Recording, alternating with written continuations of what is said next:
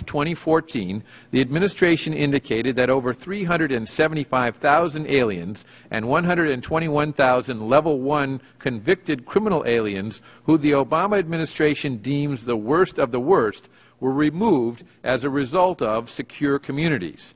Based on the Obama administration's new policies announced on November 20, 2014, we have learned that the average daily population of aliens in detention facilities has declined to approximately 27,000 beds. This has occurred despite the statutory mandate in current law that ICE maintain a 34,000 ADP in detention facilities. Many factors have contributed to this decline, including the collapse of issuance and compliance with ICE detainers because of ICE's own detainer policy issued on December 21, 2014, ICE's failure to defend its detainer authority, ICE's immediate implementation of its new enforcement priorities on November 20, 2014, and the demise of the Secure Communities program on this same date. Detainers are notices issued by ICE and other DHS units that ask local, state, and federal law enforcement agencies not to release suspected removable aliens held at their facilities in order to give ICE an opportunity to take them into its custody. Detainers, often called immigration holds, are a primary tool that ICE uses to apprehend the suspects it is seeking. Irresponsible policies have led to a drop in the number of detainers issued by ICE, and given that ICE refuses to defend its detainer authority, many jurisdictions refuse to cooperate with ICE on detainers out of fear of civil liability. The results are distressing. ICE developed a methodology to track the number of detainers not honored by local law enforcement jurisdictions.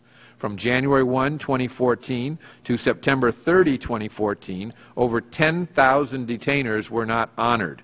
Through September, the recidivism rate for these aliens was 25% in just a 9-month period. There were over 5,400 subsequent arrests and 9,300 criminal charges. The end result of these policies? The number of unlawful or criminal aliens that ICE has removed from the interior of the country has fallen by more than half since 2008. Given this administration's failure to enforce our immigration laws, we could line Border Patrol agents shoulder to shoulder at the southern border, and it would not matter. Why? Because once apprehended by the Border Patrol, many of the children, teenagers, and adults arriving at the border simply game our asylum and immigration laws that the Obama administration has severely weakened. The administration has done little to deal with this problem, other than ensure that these claims be heard years down the road. In the meantime, these aliens can abscond and eventually fail to appear for their hearings. The Wall Street Journal just reported that the Justice Department has a special date reserved for thousands of immigrants awaiting their day in court, the day after Thanksgiving in 2019. If word got out that bogus credible fear and asylum claims were not being rubber-stamped and that claimants were not rewarded with almost certain release into the U.S. along with work authorization, the vast increase in claims might quickly abate. In the end, it doesn't matter how many aliens are apprehended along the border if apprehension itself becomes a golden ticket into the country. Successful immigration reform must enable effective interior enforcement. This is an integral piece of the puzzle. We can't just be fixated on securing the border while undoubtedly an issue of paramount concern. We must focus on interior enforcement, or more precisely, what to do with unlawful immigrants who make it past the border and legal immigrants who violate the terms of their visas and thus become unlawfully present in the United States. One reason why our immigration system is broken today is because the present and past administrations have largely ignored the enforcement of our immigration laws. If we want to avoid the mistakes of the past, we cannot allow the President to continue shutting down federal immigration enforcement efforts unilaterally. In the coming weeks, this committee will hold hearings and address legislation that deals with the problem of the administration's failure to enforce our immigration laws. we will not only provide the administration with the tools it needs, we will also act to ensure that the President cannot unilaterally shut down immigration enforcement in this country. Only then will immigrants seeking to enter the U.S. have an incentive to obey our nation's immigration laws. We must ensure enforcement of our immigration laws so that we can then move on to address other broken aspects of our immigration system, such as high-skilled visa reform and addressing our broken agricultural guest worker program. It is now my pleasure to recognize the ranking member of the Judiciary Committee, the gentleman from Michigan, Mr. Conyers, for his opening statement. Thank you, Chairman Goodlatte. As we convene our first hearing of the 114th Congress, I continue to hope, as I have in past Congresses, that we will be able to work together in this committee to address important challenges and advance the cause of justice. But as we look to the future, we must first remember where we've been, particularly when it comes to the issue of immigration. In 2013, the chairman began the very first hearing this committee held by saying this year Congress will engage in a momentous debate on immigration. Unlike the Senate, which engaged in that momentous debate and passed a bill with strong bipartisan support, the House never had the opportunity to hold that debate. Bipartisan reform bills in the House and Senate received no action at all. Instead, we just voted again and again to take the Deferred Action for Childhood Arrivals, DACA, away from young people, to deny due process protections to children fleeing violence, and to block other sensible administrative reforms. Although the first hearings held by this committee in each of the last two Congresses has dealt with immigration, the titles of the hearings and the witness lists could not be more different. In the last Congress, the hearing was titled America's Immigration System: Opportunities for Legal Immigration and Enforcement of Laws Against Illegal Immigration. We discussed the need for immigration reform, including reforms to our system and our legal immigration system. We even discussed the important question of how we treat the millions of undocumented people who are living in our communities today. The title of today's hearing, Examining the Adequacy and Enforcement of Our Nation's Immigration Laws, focuses only on the issue of enforcement. And reading the testimonies submitted by our witnesses and the majority's press releases, it's clear that this hearing will not address opportunities for legal immigration. Instead, this hearing will address only claims that our immigration laws are, against all the evidence to the contrary, somehow not being adequately enforced. From the endless list of grievances, it is even hard to know what the focus of the hearing will be. Here are just a few of the topics that the majority and its witnesses plan to discuss today: the legal authority for the administration's executive actions on immigration, the elimination of the Deferred Action for Childhood Arrivals program, the need to eliminate the credible fear process and tighten asylum laws designed to protect people from persecution and torture, and the security of our borders, and the administration's decision to set priorities when enforcing immigration laws in the interior. The list goes on, but I think I made the point that I wish to make here. We also know that this hearing sets the stage for a number of legislative hearings that the Subcommittee on Immigration and Border Security will be holding over the next 8 days. 2 legislative hearings on 4 bills that would make our immigration system more dysfunctional and unfair, not less so.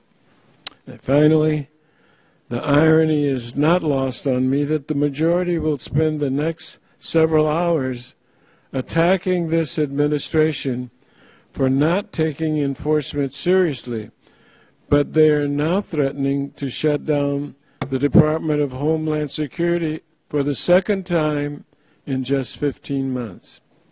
Just last week, all 3 former secretaries of Homeland Security, including 2 appointed by President George W. Bush, urged Congress not to jeopardize the department's funding. They wrote, "Funding the DHS is used to protect our ports and our borders, to secure our air travel and cargo, to protect the federal government and our nation's information, technology, and infrastructure from cyber attacks, to fund essential law enforcement activities, to guard against violent extremists, and to ensure the safety of the President and national leaders." I ask unanimous consent, Mr. Chairman, to enter that letter into the record. Without objection, it will be made part of the record. Thank you. I hope we can get serious about legislating real solutions for our businesses, families, and national security. I thank our witnesses for being present and joining us today, and I yield back the balance of my time. Chair thanks the gentleman, and it is now my pleasure to recognize the chairman of the Immigration Subcommittee of the House Judiciary Committee, the gentleman from South Carolina, Mr. Gowdy, for his opening statement. Thank you, Mr. Chairman. The consensus, Mr. Chairman, in this country is our current immigration system is broken, unworkable, and frankly not in the best interest of our fellow citizens. It is also the consensus that the current system is not being enforced, which undercuts the very foundation of this republic, which is respect for and adherence to the rule of law. Previous attempts at immigration reform proved to be insufficient because if they had been sufficient, we wouldn't be having another hearing or another national conversation about immigration reform.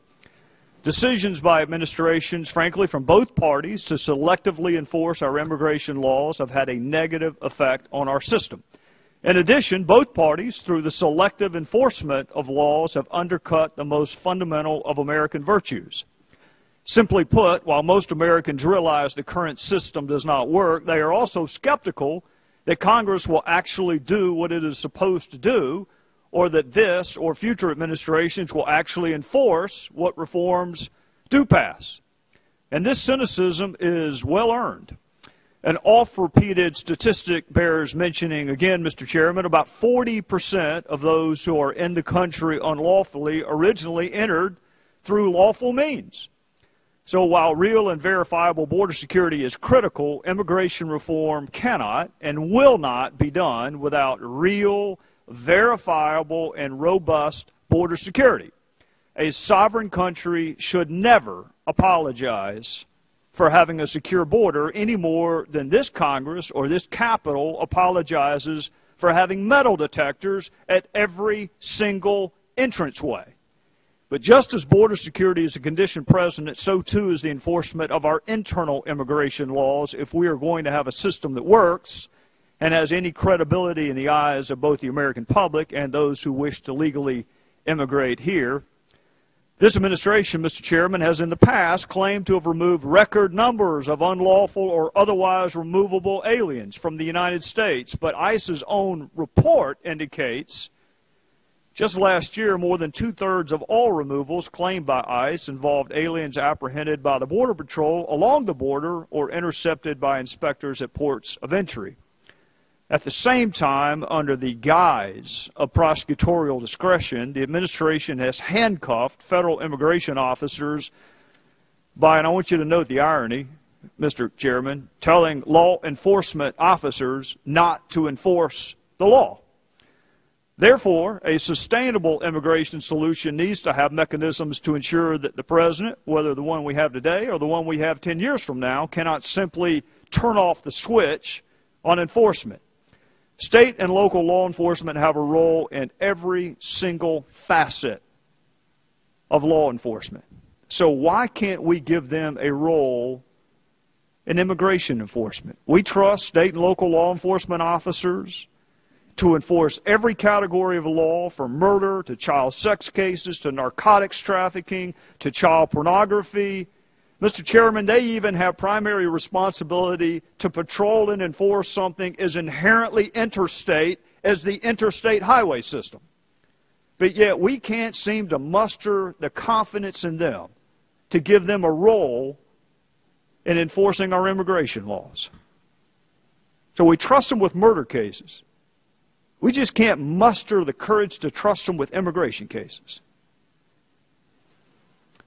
So I want to know why we can't grant states and localities the specific congressional authorization envisioned by the Supreme Court that allows them to play a supporting role in the enforcement of our immigration laws.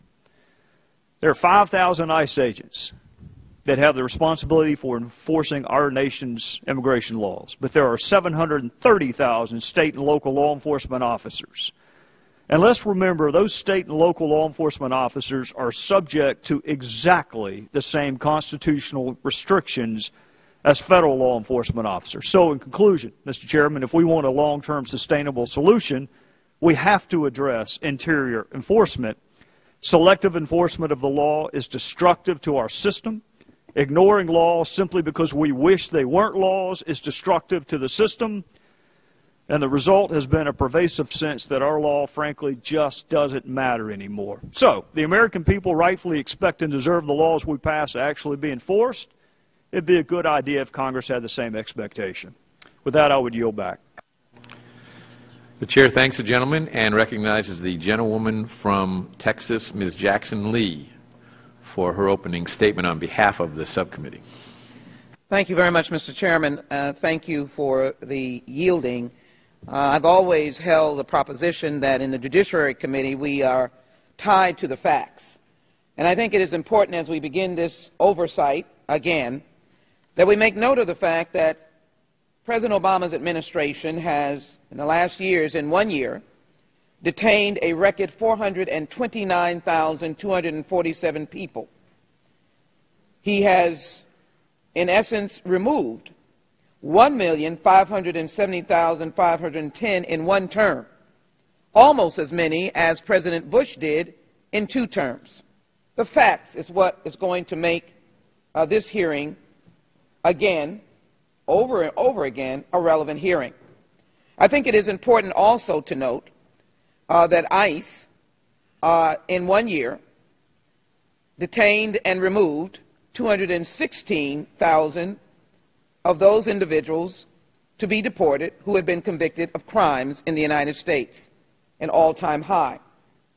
So I hope that our hearing this morning casts the wide lot of telling the truth. The purpose of this hearing appears, again, to criticize President Obama's administration that they failed to enforce the law in the interior and at the border. I've noted my good friend mentioning the idea of state law enforcement officers, and constitutionally what is yielded to the nation is yielded to the nation. Collaboration is always good, and we have done that over the years. But as you know, we are nearly 1 year and 8 months removed from having passed out of the Judiciary Committee several immigration bills, none of which have seen the light of day on the House floor. The bills were agriculture, border security, employment, and workplace compliance. But since then, nothing, Mr. Chairman, no Rules Committee hearings, no floor action. In addition, the Senate acted by passing a bipartisan immigration bill, S-744, the Border Security, Economic Opportunity and Immigration Modernization Act, as a comprehensive immigration reform that included provisions on border security, interior enforcement, employment eligibility, verification and worksite enforcement, legalization of unauthorized aliens, immigrant visas, non-immigrant visas, and humanitarian admissions a bill that has never seen any activity on the floor. I have a bill, as I mentioned, heard the chairman mention about the delay in immigration resolution of their cases, H.R. 77, that I would hope this committee would take up, that calls for the appointment of 70 additional immigration judges. That, I think, would answer some of the concerns that have been raised to process these cases. My Judiciary Committee colleagues on this side of the aisle understand how important it is for the United States to have in place an effective strategy that secures the nation's borders and commands broad bipartisan support from both parties. So it is timely that we're talking about border security and immigration reform. Unfortunately, neither bills that the Judiciary Committee plans to take up, nor H.399, the border security bill that voted party line votes, the Republicans voted for it in Homeland Security, is the best legislative vehicle. If House Republicans are serious, or were serious about immigration reform, they would bring to the floor H.R. 15, a bipartisan comprehensive immigration bill introduced in the last Congress. And if our friends in the majority were serious about border security, they would bring to the floor for a vote the highly praised and critically acclaimed bill that was favorably and unanimously reported last session out of the Homeland Security Committee, H.R. 1417. Having recently visited the border in California, and there were several other visits that I have taken from Arizona to New Mexico to my own state and many other states, asking questions about the issues of border security, we found that when we work together collaboratively, we can solve our problems.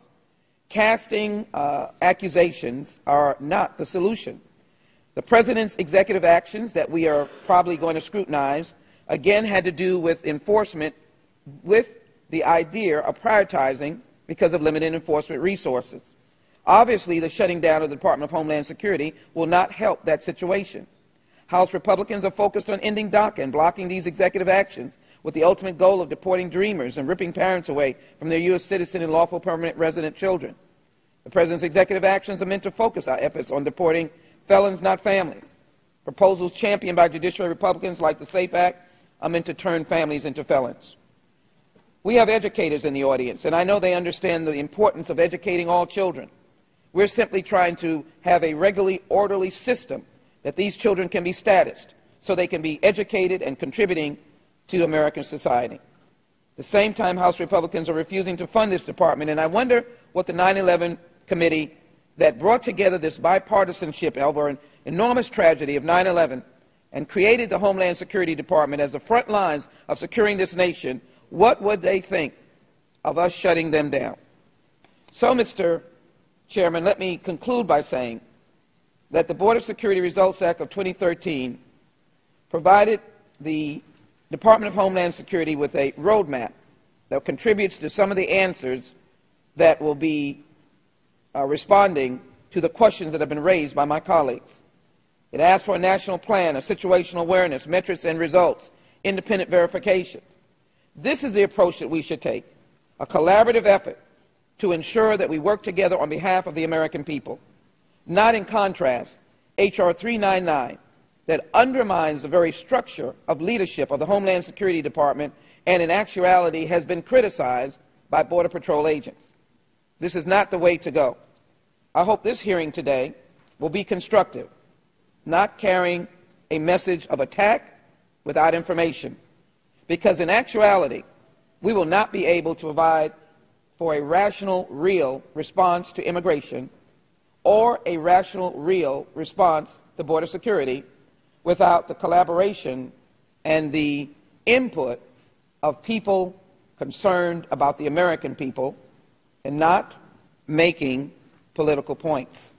With that, I yield back my time. I would like to ask unanimous consent to add to the record a Wall Street Journal article entitled U.S. Delays Thousands of Immigration Hearings by Nearly 5 Years, and an Associated Press article entitled U.S. Immigrant Families Fail to Report to Agents. Mr. Chairman. What purpose does the gentlewoman from Texas seek recognition? Mr. Chairman, I ask unanimous consent to enter the following statements into the record from the following organizations: Women's Refugee Commission, Asian Americans Advancing Justice, American Immigration Lawyers Association, and the Lutheran Immigration and Refugee Service. I ask unanimous consent. Without objection, they will be made a part of the record. I thank you. We welcome our distinguished panel today. If you would all please rise, I'll begin by swearing in the witnesses. Do you and each of you swear that the testimony that you are about to give shall be the truth, the whole truth, and nothing but the truth, so help you God?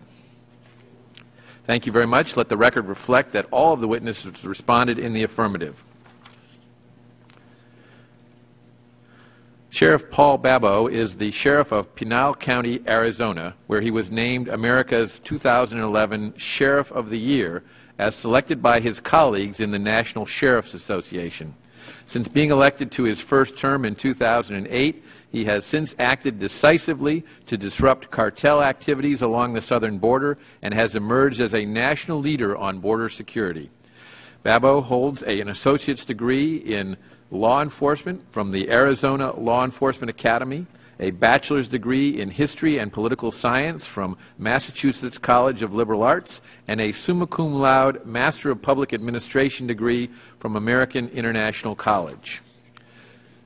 Mr. Jan C. Ting currently serves as a professor of law at the Temple University Beasley School of Law, where he teaches immigration law, among other courses. In 1990, Mr. Ting was appointed by President George H.W. Bush as Assistant Commissioner for the Immigration and Naturalization Service of the U.S. Department of Justice. He served in this capacity until 1993, when he returned to the faculty at Temple University. He received an undergraduate degree from Oberlin College, a M.A. from the University of Hawaii, and a J.D. from Harvard University School of Law. Ms. Jessica Vaughn currently serves as the Director of Policy Studies for the Center for Immigration Studies. She has been with the Center since 1992, where her expertise is in immigration policy and operations topics such as visa programs, immigration benefits, and immigration law enforcement. In addition, Ms. Vaughn is an instructor for senior law enforcement officer training seminars at Northwestern University's Center for Public Safety in Illinois. Ms. Vaughn has a master's degree from Georgetown University and earned her bachelor's degree in international studies at Washington College in Maryland. Dr. Mark Rosenblum is the Deputy Director of the Migration Policy Institute's U.S. Immigration Policy Program, where he works on U.S. immigration policy, immigration enforcement, and U.S. regional migration relations. Dr. Rosenblum returned to MPI, where he had been a senior policy analyst after working as a specialist in immigration policy at the Congressional Research Service. Dr. Rosenblum earned his B.A. from Columbia University and his Ph.D. from the University of California, San Diego, and is an associate professor of political science at the University of New Orleans. Your written statements will be entered into the record in their entirety, and I ask that each of you summarize your testimony in 5 minutes or less. To help you stay within that time, there's a timing light on your table. When the light switches from green to yellow, you have 1 minute to conclude your testimony. When the light turns red, that's it. Your time is up. Sheriff, welcome. We'll begin with you. Mr. Chairman, members, thank you for welcoming us today. Paul Babeu, I serve as Sheriff of Pinal County, Arizona, where we're located, 5,300 square miles, larger than the state of Connecticut, sandwiched in between Metro Tucson and Metro Phoenix. We've had the unfortunate title of being one of the largest smuggling routes for drugs and humans in the entire nation. We experience in Arizona, just in the Tucson sector, one of the 9 Southwest Border Patrol sectors, anywhere from 88,000 to 123,000 illegals that have been apprehended, and that's just in recent years. And 17 to 30% of those, depending on which leader of the Border Patrol you talk to, have a criminal record already in the United States. And according to the GAO, 56% of the border is not under operational control like the Yuma sector is. And regardless who you speak to, and everybody seems to have their own facts, but this clearly shows that the border is not more secure than ever. Our county led the largest drug bust in the history of Arizona $3 billion against the Sinaloa cartel. And we, in one day, arrested 76 members of the Sinaloa cartel carrying 108 weapons, not just handguns. These are scoped rifles and AK-47s, 2 of which were traced back to Fast and Furious operation. This is in my county. Drug cartel scouts. Last year we arrested, we continue to pursue them as we speak, scouts. These are lookouts on mountaintops in my county over a 50-mile swath of area along Interstate 8 and 10 where they have binoculars and they're looking out and they occupy these high terrain features for 30 days at a time, resupplied with food and water, have all electronics, encrypted radios that we don't even have, and they have solar panels to recharge all these equipment. And every time a drug load comes by, they get paid $100. And this is over this entire swath of area.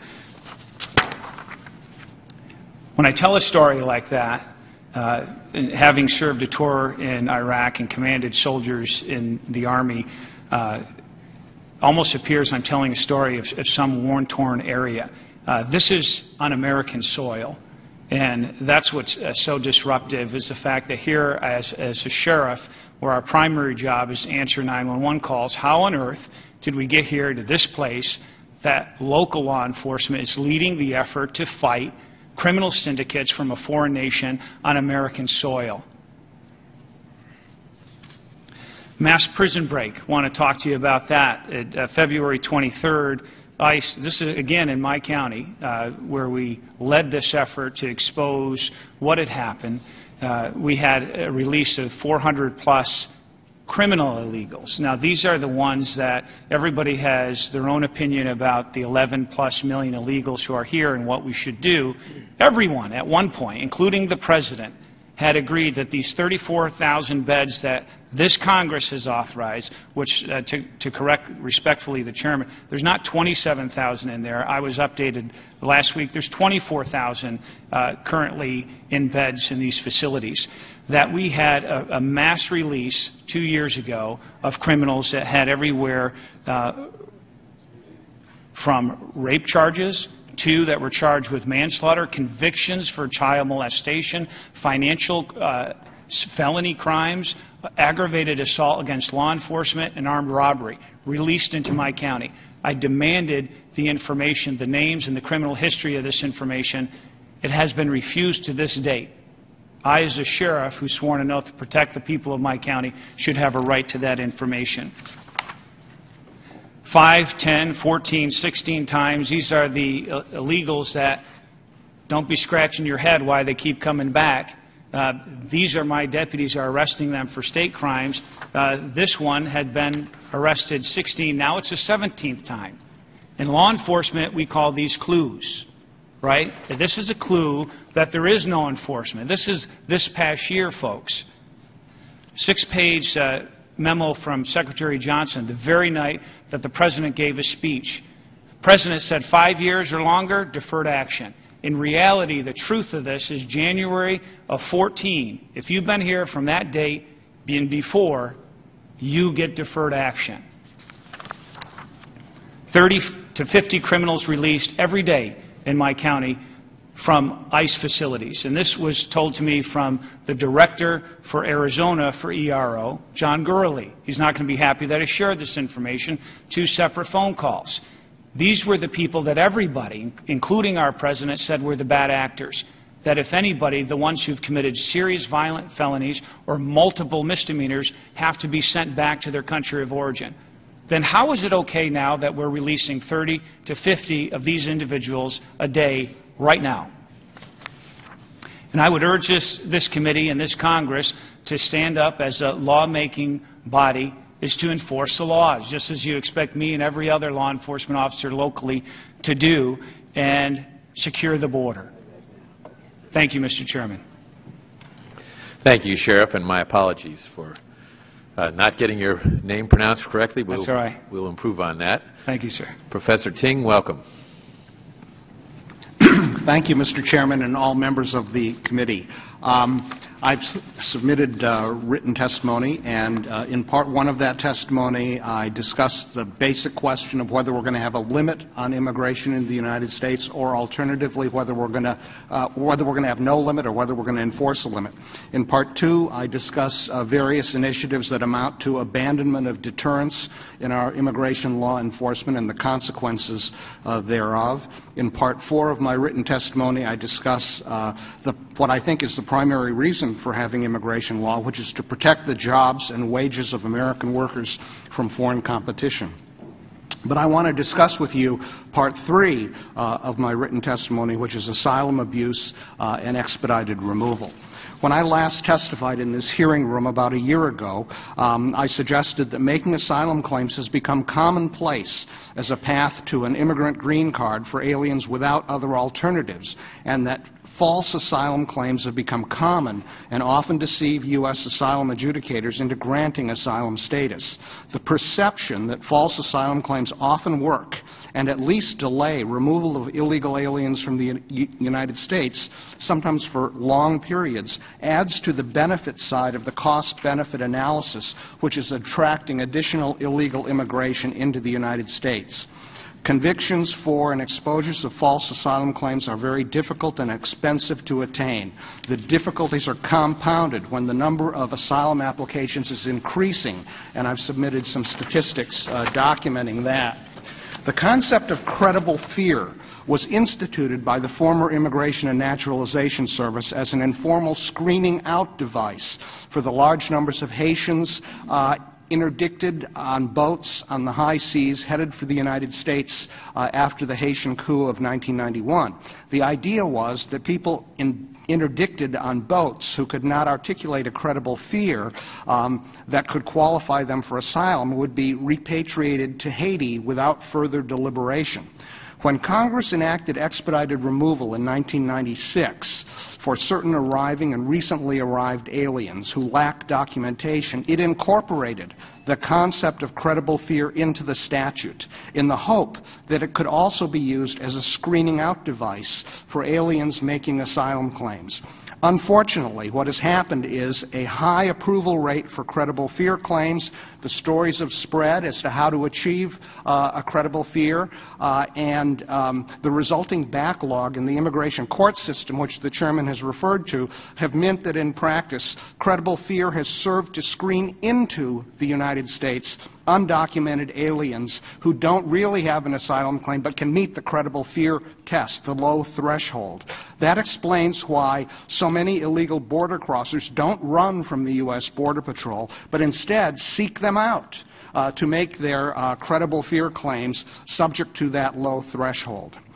Congressional intent in enacting expedited removal has been frustrated by the presence of this low threshold credible fear screening in device. But Congress can and should amend the immigration laws to remove the role of credible fear in frustrating expedited removal. All Border Patrol and other Customs and Border Protection agents should be mandated to receive training in asylum law as part of their basic training. Such trained agents should be authorized to make asylum adjudications as part of the expedited removal process. Expedited removal was created by Congress. Congress can amend the law.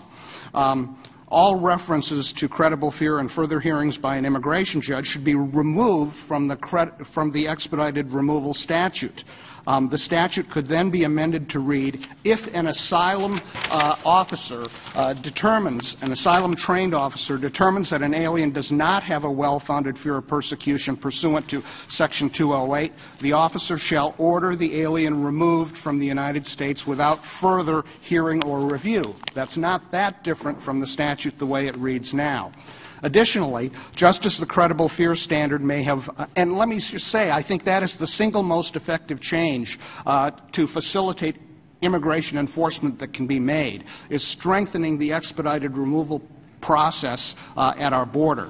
Additionally, just as credible fear standard may have lost value as aliens smugglers game the system and spread the stories that work. So the asylum statute itself, 208, while a useful addition to our immigration law when added in 1980, may have lost value as the stories have spread that work in convincing an adjudicator to grant asylum. How did we meet our obligations before 1980 when 208 entered our law? We had a statute, withholding of deportation, that provides that prevents the removal of aliens if the alien's life is threatened on account of race, religion, nationality, social group, or political opinion. I'd like to see Congress consider enhancing the withholding of removal statute by adding to it some of the benefits of asylum, with the goal of having a single enhanced withholding of removal statute for the protection of refugees. That statute has and will have a higher burden of proof than the asylum statute and should therefore be less susceptible to fraud. I thank the Chairman and the committee. Thank you, Professor Ting. Ms. Vaughn, welcome. Good morning, and thank you for the opportunity to testify. Currently, immigration enforcement is in a state of collapse. The vast majority of illegal aliens face no threat of deportation, regardless of when or how they arrived. New illegal arrivals continue from land, air, and sea, and the size of the illegal population stopped declining several years ago. We now know that millions of these illegal aliens and short-term visa holders have been issued work permits outside the limits set by Congress. The Obama administration's deliberate dismantling of enforcement has imposed enormous costs on American communities in the form of lost job opportunities, stagnant wages for Native workers, higher tax bills to cover increasing outlays for social services and benefits, compromised national security, and needless public safety threats. One of the most urgent tasks now before Congress is to restore integrity to our immigration laws by ending the massive catch-and-release scheme put in place by the Obama administration. This has to include the establishment of more effective deterrence to illegal settlement and tools for more efficient enforcement. But it has now become clear that even if those improvements are made, just as the Border Patrol's good work in apprehending illegal border crossers is undercut by policies that result in their release, good work by ICE can be undercut if those same illegal aliens that they arrest in the interior are simply released and issued a work permit. That's a benefit. That's not prosecutorial discretion. Statistics published by the DHS show clearly that over the last several years, even as illegal border crossings have grown and the number of overstaying visitors is large, the number of deportations has plummeted and the number of illegal aliens allowed to stay and work in the United States has increased. Apprehensions, which are generally considered an indicator of the number of people trying to enter illegally, have increased by 43% since 2011. And this is largely due to the increase in unaccompanied minors and family units who arrived last summer. Those arrivals are continuing, by the way, and the numbers for unaccompanied juveniles are still about double the rate of 2 years ago. The apprehension statistics are concerning enough, but they don't tell the whole story. CBP has yet to disclose how all these cases were disposed of, specifically how many of those apprehended were released into the United States instead of removed, and how many of them may have been issued a work permit. From other government data, we do know that only a few hundred of the surge arrivals have been deported. While it's generally accepted that 40% of the illegally residing population is comprised of overstayers, they are not a high priority for deportation. In 2013, only 3% of ICE deportations were classified as overstays. The most concerning aspect of the thoroughly dismal enforcement numbers are the interior numbers, which are important because they have a direct effect on American communities. ICE deportations from the interior have dropped nearly 60% since 2009, and they're already down another 20% from last year. Despite administration claims of a focus on felons, criminal alien deportations are down too. Criminal alien deportations are down 30% over last year at this time, and 40% since 2012. And this is despite the fact that ICE is able to identify more criminal aliens than ever before as a result of the Secure Communities program. The administration's so-called prosecutorial discretion policies that are responsible for this lawlessness have public safety consequences. We learned earlier this year that ICE released more than 36,000 convicted criminal aliens from its custody, many with serious convictions, And now we know that a large number of them have been arrested again for subsequent offenses. In 2014, ICE released another 30,000 convicted criminal aliens. It's bad enough that they're released, but ICE has cut back on the supervision as well. More and more are released on bond or recognizance, and there have been tragic consequences, as recently happened in Arizona, where an illegal alien who was a convicted felon on burglary charges was released by ICE without supervision, and then, while waiting for his deportation hearing that still is unresolved 2 years later, murdered a 21-year-old convenience store clerk over 2 packs of cigarettes. So, it's been reported that this committee is hard at work on legislation, and I look forward to seeing the results. But I again want to emphasize that unless Congress acts immediately to rein in executive abuse of power, specifically the issuance of work permits and catch and release, all of the good work that lies in and that comes about as a result of enforcing the laws is for naught. Thank you. Thank you, Ms. Vaughn. Dr. Rosenblum, am I pronouncing your name correctly? Rosenblum. Rosenblum. Okay, well, I'm only 2 for 4 here today, but we'll work on that. And welcome. Thank you. Thank you. Chairman Goodlatte, Ranking Member Conyers, members of the committee, thank you for the opportunity to testify today.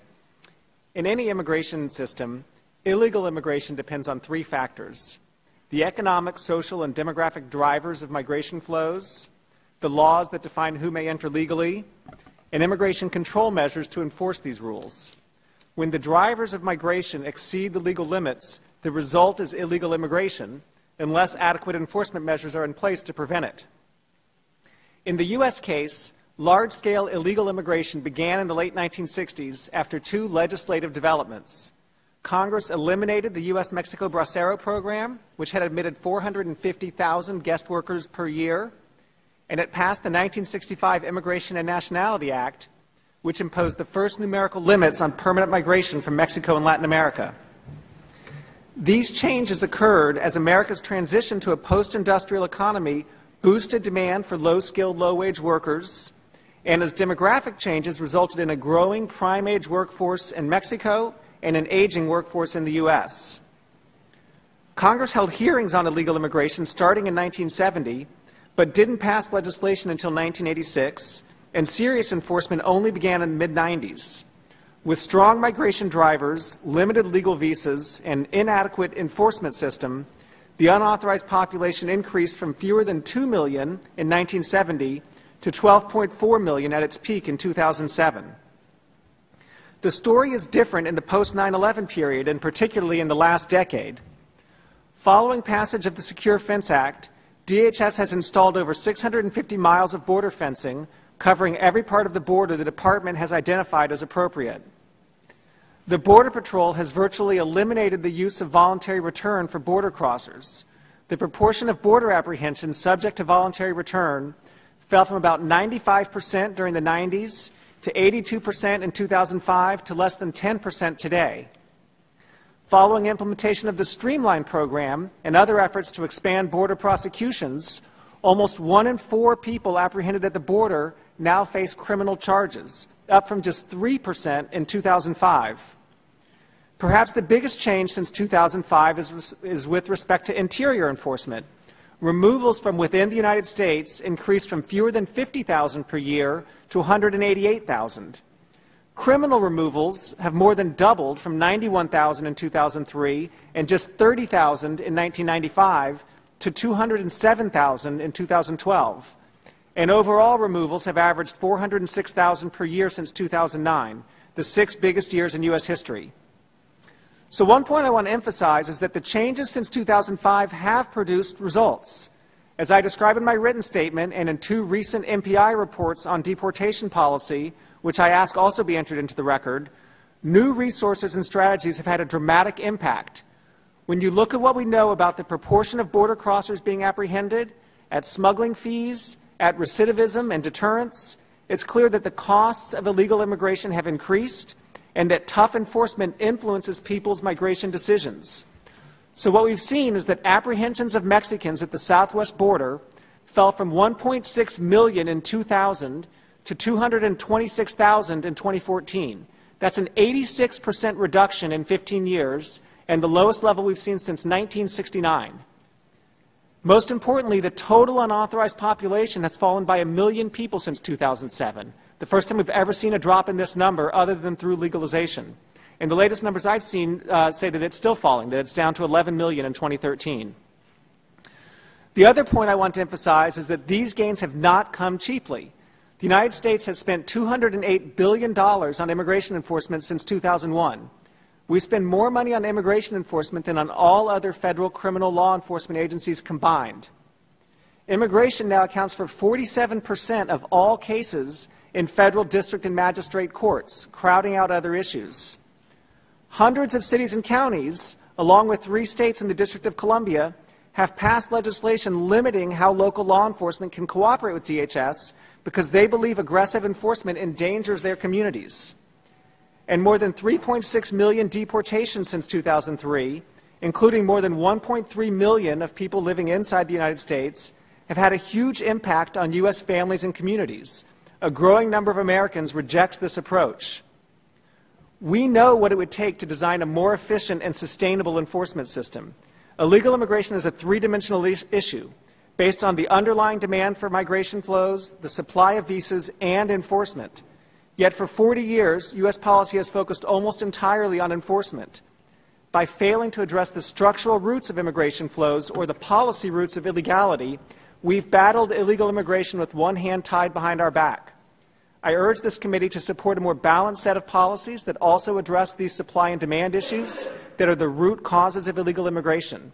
Balanced policies in the long run would be more efficient, more effective, and more humane. Thank you very much. Thank you, Dr. Rosenblum. I'll recognize myself first for questions. Professor Ting, I was particularly taken by your statement, which I agree with, that the primary purpose of our immigration laws is to protect the jobs and wages of American workers. Would you elaborate on that and tell us whether you think that the current administration is fulfilling that purpose?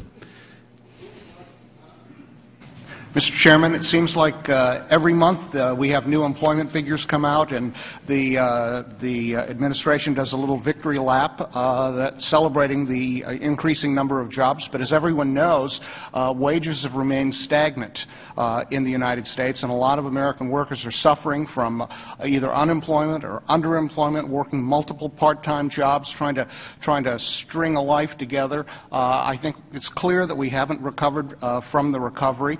And yet the stock market seems to be hitting highs every month, record highs. And I think it is not a contradiction that the stock market keeps hitting highs and American workers keep suffering from low wages and underemployment. I think there's an effort underway to facilitate immigration, legal and illegal, into the United States in order to suppress the wages of American workers. And I think, there's a lot of talk about rising economic inequality in America. I'm concerned about that. And I think, dealing with illegal immigration is part of doing something for American workers, protecting their jobs, protecting their wages. In Philadelphia, we've got fast food workers and baggage handlers at the airport demanding a raise to $15 an hour in 2015. Good luck with that, because the president's already announced he's going to add 5 million illegal immigrants to the legal workforce in 2015, and every employer knows that. So, I don't think our American workers are going to get the raise that they want and need, and I think we have to look at the reason why, with rising numbers of jobs, wages don't go up. If you believe in market theory, wages should be going up. They're not. It has something to do with immigration. Thank you very much. Let me say to Dr. Rosenblum, I appreciate your enthusiasm for the success of this administration, but the facts tell a different story. When you look at actual ICE interior removals from 2009, the first year of the Obama administration, through 2014, they've dropped from 237,941 to 102,224 last year. I think that is a dramatic representation of what is really happening with regard to enforcement of immigration laws. And Sheriff Babeu, I'd like to ask you if you could comment on what you're experiencing right there in the field along the border in terms of what's happening with immigration into this country. Yes, Mr. Chairman, I can tell you that the day after, when we had 1070, the Supreme Court had a ruling that said local law enforcement was not under the Supremacy Clause to be involved in that particular case on that ruling.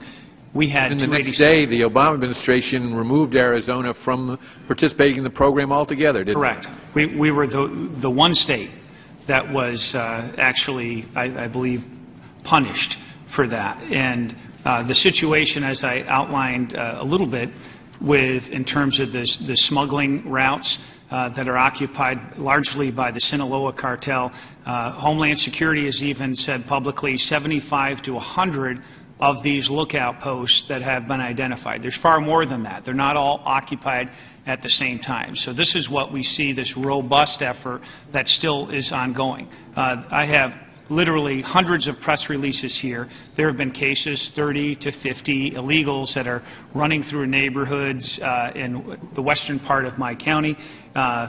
Largely, we're a pass-through county, so they're oftentimes transported by vehicles. And many times we see them make a 3 to 5 day march that is very dangerous through very treacherous, high-temperature desert. We often find ourselves that are responding to emergencies because they're targeted for all kinds of crimes, anything from robbery to... Let me interrupt you because my time is running down. But isn't a major component of this not just what's done along the border, but having interior enforcement where instead of what's occurring today, which appears to be a policy of catch and release, to actually have laws that make sure that people who nowadays are, I was down on the border last year and I saw them turning themselves in voluntarily, right, and then claiming all kinds of things that allow them to remain in the United States. Is reforming those laws and allowing the ICE agents to do their job a critical part of enforcement, and is that occurring with this administration right now? That is not, Mr. Chairman. As I pointed out, the countless cases we see, 5 times deported, 10 times, 12 times, in that one case, 17 times. Almost proud to admit, and it's confirmed by the Border Patrol, that they have been deported. So if there is no catch and release, how are they coming back? And it stands to reason that that's not as many times as they actually came into the country illegally. Thank you very much. My time has expired. The gentleman from Michigan, Mr. Conyers, is recognized for 5 minutes. Thank you very much. Dr. Rosenblum, would you care to respond to the chairman's question that was posed to you? Do you recall it? Sure. Thank you, Congressman. We recently analyzed ICE's administrative removal records, and we're able to analyze their interior removals and their border removals. And what the data that we've looked at show is that interior removals increased from 73,000 in 2008 from 150,000 in 2008 to 188,000 in 2011. And then they have declined to 131,000 in 2013. But what you also see in the data is that criminal removals from the interior have increased over this period. So in 2008, there were only 81,000 criminal removals from the interior versus 114,000 in 2013. So we've seen a little bit of a quantity versus quality trade-off where the administration appears to be focusing, you know, as they've said in their formal description of their policy, to be focusing on criminal removals from the interior and focusing on border enforcement. So we've seen the border removals numbers go up and the interior criminal removals go up. Thank you so much. Let me ask you about a comment that Sheriff Babeu made in his written testimony. The failure to secure the border after the Reagan amnesty got us where we are today with 11 million or more illegals in our country. Could you, I think you addressed this point in your written testimony. Could you give us a response here before the committee? Sure, thank you. I mean, there's no question that illegal immigration has increased since the 1986 IRCA.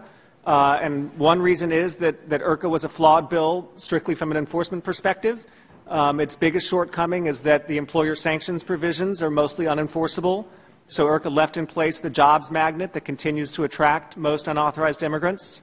And in fortifying the border, IRCA started a trend of raising the cost of crossing the border, which has increased, but at least for the first 10 or 20 years, what social scientists who study the border have found is that it increased the cost enough to discourage circularity, so people who arrived stopped going home, but it didn't increase the cost enough to prevent people from coming. So IRCA and the border enforcement in the 80s and 90s tended to trap unauthorized immigrants within the U.S. But the most important thing that IRCA failed to do was to address any of the drivers of illegal immigration or any of the disparity between the supply and demand of visas. So IRCA, failed to address failed to provide visas to satisfy the demand for labor flows that existed. Thank you, sir. Now, Sheriff Babeu, I wanted to see if you could direct me to the memo from which Secretary Johnson showed ICE would no longer enforce the law against the 11 million people in the country, or that it would grant deferred action to 20 million people. Do you have those documents? Absolutely, through the chair. This is a memo dated November 20th, and it's from Secretary Jay Johnson he has 22 sub-agencies, and he outlines in great detail the 6-page memo, and I'll point you to page number 4, section C, that if they've been present in the United States continuously since January 1st of 2014, and on that page it's outlined in great detail about prosecutorial discretion. And anybody, you don't have to be a lawyer to figure out that that wasn't intended for an entire class of people or to just arbitrarily waive the law as has been done here. It's for certain smaller. Yes, sir. I see the lights on here. Dr. Rosenblum, do you have any comment to the response that we have from the sheriff? What I understand from the memo, I mean, I've looked at that memo from 2014. That memo defines the department's enforcement priorities and also describes within each of the different priority levels the criteria for making an individual determination, looking at the totality of the circumstances about whether or not ICE and other enforcement agents are directed to consider discretion in a case. But I don't read the memo to categorically describe a whole class. Let me go to my last question. In recent years, critics of the administration have begun to add removals and returns together in an attempt to argue that the administration is not enforcing our immigration laws like it used to. What do you think of this criticism? Well, Congress in 1996 created the removal process, and it's designed as a tougher form of enforcement that carries with it bars on admissibility and criminal penalties for people who re-enter. What we've seen over the years is that the total number of deportations, removals plus returns, maps very closely to the total number of apprehensions. They're correlated at 0.94, so it's almost the same number. And the trend that we see in the last couple of decades, and especially in the last decade, is that within the total body of deportations, the share that are removals has increased sharply. It's now about 3/4. Thank you, Mr. Chairman. I thank the gentleman from Michigan. Before we go to the gentleman from Texas, the gentleman from Virginia sought recognition. Mr. Chairman, I think the memo that the ranking member asked speaks for itself pretty much, and I'm sure he'd want it made a part of the record. So without objection, I hope we'll admit that memo as part of the record, and then I think everybody could read it for themselves. Without objection. Thank the gentleman from Virginia. The chair will now recognize the past chairman of the Judiciary Committee, the gentleman from Texas, Mr. Smith. Thank you, Mr. Chairman. Sheriff, let me direct my first comment and question to you, and that is thank you for what you are doing and your good work in protecting the lives and property of the residents of the county you represent. And I hope they appreciate that too. You mentioned in your testimony that we are not even using the facilities we have now to detain dangerous individuals. In fact, there are, I think, 10,000 beds that are going unused right now. And yet you combine that with this administration's decision to release thousands of dangerous illegal immigrants who have been charged with such crimes as manslaughter and armed robbery. I have no idea why the administration wants to do this to the American people. But I would like to ask you what solutions you would propose so that we can stop this kind of policy that does destroy lives and property, all of which could be prevented. First, Congressman Smith, through the chair, it's outrageous what has been allowed to happen. And if I had a mass jailbreak in my county and let out hundreds, if not thousands, of violent criminals, many of them, I would be arrested. And this has to stop. We saw... In effect, the administration has ordered the largest jailbreak in American history. The largest jailbreak in American history has occurred right under our noses, and nobody's talking about it. The information, I demanded this information. I even spoke to Senator McCain. He said, Sheriff, I promise you I'm going to get you those names. Well, I'm still waiting for the names of those criminals, and we'll never get it. We'll never get these names, and the reason why is because we'll then connect 2,228 criminals to new crimes that have been committed against our citizens all across this country. And who should be held responsible for an answer to these victims except this administration and those people who have knowingly released and intended for this harm to take place? Here's one of those cases. This illegal that Ms. Vaughn spoke about.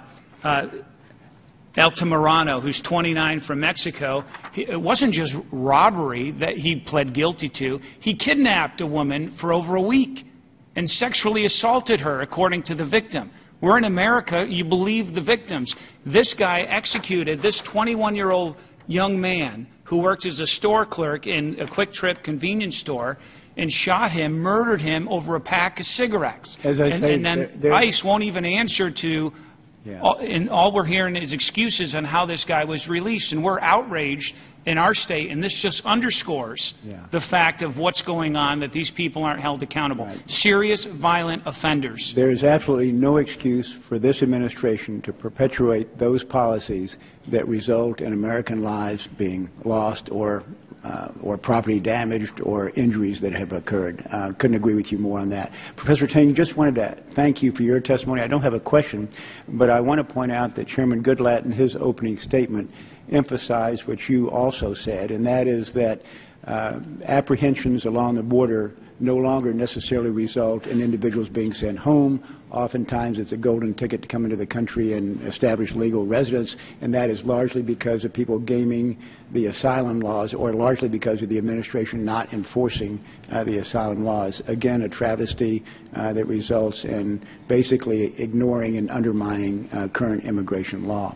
And Ms. Vaughn, let me go to you for my next question. This is quite amazing. Under this administration, we have seen illegal border crossings go up. We have seen deportations go down. We have 1 million people in the country here illegally who have been ordered removed, who still are in this country. You wonder how bad it has to get before this administration decides to enforce current immigration laws. Now, you have done a lot of research on those individuals who have been either charged with or convicted of serious crimes, and a lot of research on the recidivism rate.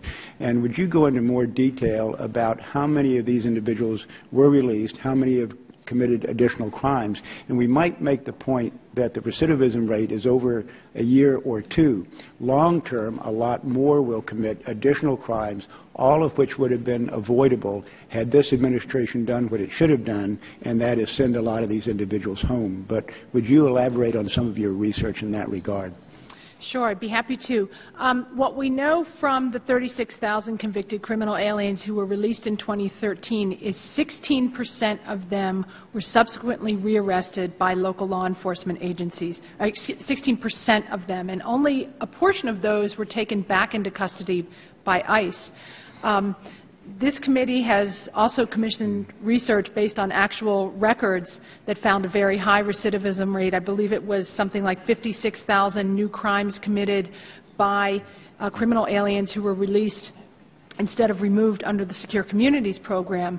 What I'm told by ICE officials, and have been told on a number of occasions, is what they believe from their internal data is there is a recidivism rate of about 50% of criminal aliens who are released by ICE or 50%, half will commit additional crimes against innocent Americans? Right, and that's both criminal aliens released by ICE and also those criminal aliens who are released by local law enforcement agencies that want to obstruct immigration enforcement through not honoring detainers. Okay. That's 50% is too high a risk to the public. All of which could be avoided. Right. Thank you all for your testimony. Thank you, Mr. Chairman. Thank the gentleman from Texas. The chair will now recognize the gentle lady from Texas, Ms. Jackson Lee.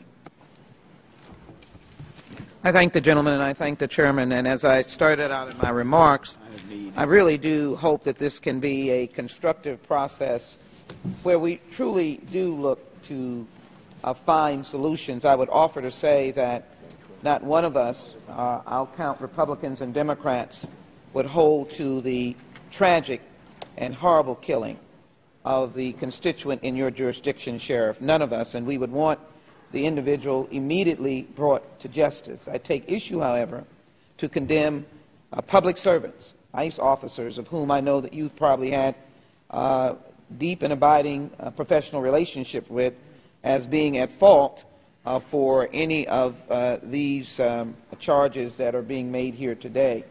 I do want to say that not funding the Department of Homeland Security for this year and beyond is certainly not the answer. We need to ensure that we are paying Border Patrol agents, TSOs, ICE officers, and the array of individuals who are responsible in many different ways of securing the border. What I do want to raise a question in order to try to understand a little better. You had an opportunity at an event dealing with an election of a governor in the state of Arizona to announce that a bus or buses of unaccompanied children would be showing up in Oracle, Arizona. And the public pronouncement, which I would offer to say that the responsibilities of law enforcement officers are to be protect and serve, no matter who comes into the territory as long as they are innocent, provoked a despicable scene of individuals who were anti-immigration and then, of course, those who were supporting it. It so happens, as it has been recorded, and I ask unanimous consent to put an article dated July 15, 2014 in the record from the Republic. I ask unanimous consent, Mr. Chairman. Without objection. It was reported that as these busloads of children came, it was determined that these children were youngsters going to a YMCA Triangle Y camp. Is that the case, Mr. Sheriff? Through the chair, no, that's not the case. That was a person who was running for Congress made a scene and believed that that was the case. In reality, there was, in secrecy, 40 to 50 Central American juveniles who were, in fact, delivered to the Sycamore Canyon Ranch. But do you think it's appropriate, no matter whether those kids came at this time, and you're denying this, that you did not say it, or there was not a scene with these youngsters? Did you provide protection for these youngsters going to the YMCA camp? Absolutely, and through the chair and Congresswoman. But will you submit us an article that shows that you provided protection to those youngsters, because it is indicated that your expression provoked a scene for youngsters who were, in fact, going to a YMCA camp? No, if you have the ability to rebut that, I would appreciate it if you would submit it into the record. I'm going to go on to another question. I'd like to ask, ask unanimous consent to put into the record the ACLU obtains judgment against Arizona sheriffs on officers' use of the SB 1070. Show me your papers law. I ask unanimous consent to put this into the record. Without objection. This indicates that an individual by the name of Ms. Cortez, who was a victim of domestic violence, which this committee takes very seriously, was stopped by some of your officers, and rather than allowing her to show her papers, was immediately put in detention, I guess along with her children. Do you have knowledge of that? That's not true. She wasn't put in detention with her children. Then why would you obtain a judgment? Let me say this: was a judgment obtained against through the insurance carrier for $25,000 to settle a frivolous lawsuit? Let me thank you for that, and move on to the next question. Let me ask Dr. Rosenblum on this question of laws like SB 1070 and juxtapose it against the fair executive actions that the President has authority to do, but the executive actions that prioritize enforcement and deal with DACA family members, as opposed to a law like SB 1070, which in the instance, you may not have heard me, it deals with an individual who was stopped, their papers were not asked for, and they were detained, and they were a victim of domestic violence. You may answer the question. Thank you. Certainly, my understanding is that one of the intentions of the President's executive actions announced in 2014 would be to focus enforcement more on criminals and recent border crossers and less on families and people who have children in the U.S. And the intention of SB 1070, I think, is more focused on identifying potentially deportable non-citizens, by authorizing state and local law enforcement to query them about their documents. Does it have a successful impact? The general lady's time has expired. The chair would now recognize the gentleman from Ohio, Mr. Shabbat. Thank you, Mr. Chairman. Sheriff, would you pronounce your last name again? Babeu. Babeu? Yes, sir. Okay. I'll probably just call you Sheriff, but first of all, would you like any additional time to clear up or clarify anything that my esteemed colleague on the other side of the aisle may have brought up? Through the chair. Thank you, Congressman. This case with the suspect who was stopped for a violation of traffic enforcement, we had custody 29 minutes, including the time to transport to our U.S. Border Patrol.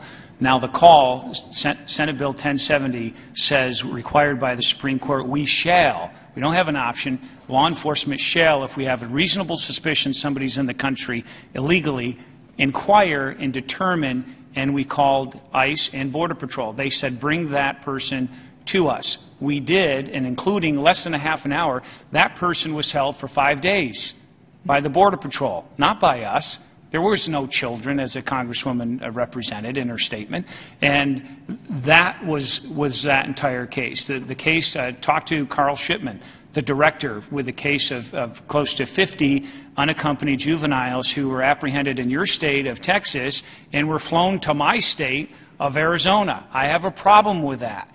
And the fact that you had Jay Johnson testify before this Congress to said there would be transparency, that we would, under oath, he said that he has directed and required all of his administrators to call and coordinate with state, local, and county officials when they send any of these unaccompanied juveniles to their jurisdiction. That never happened.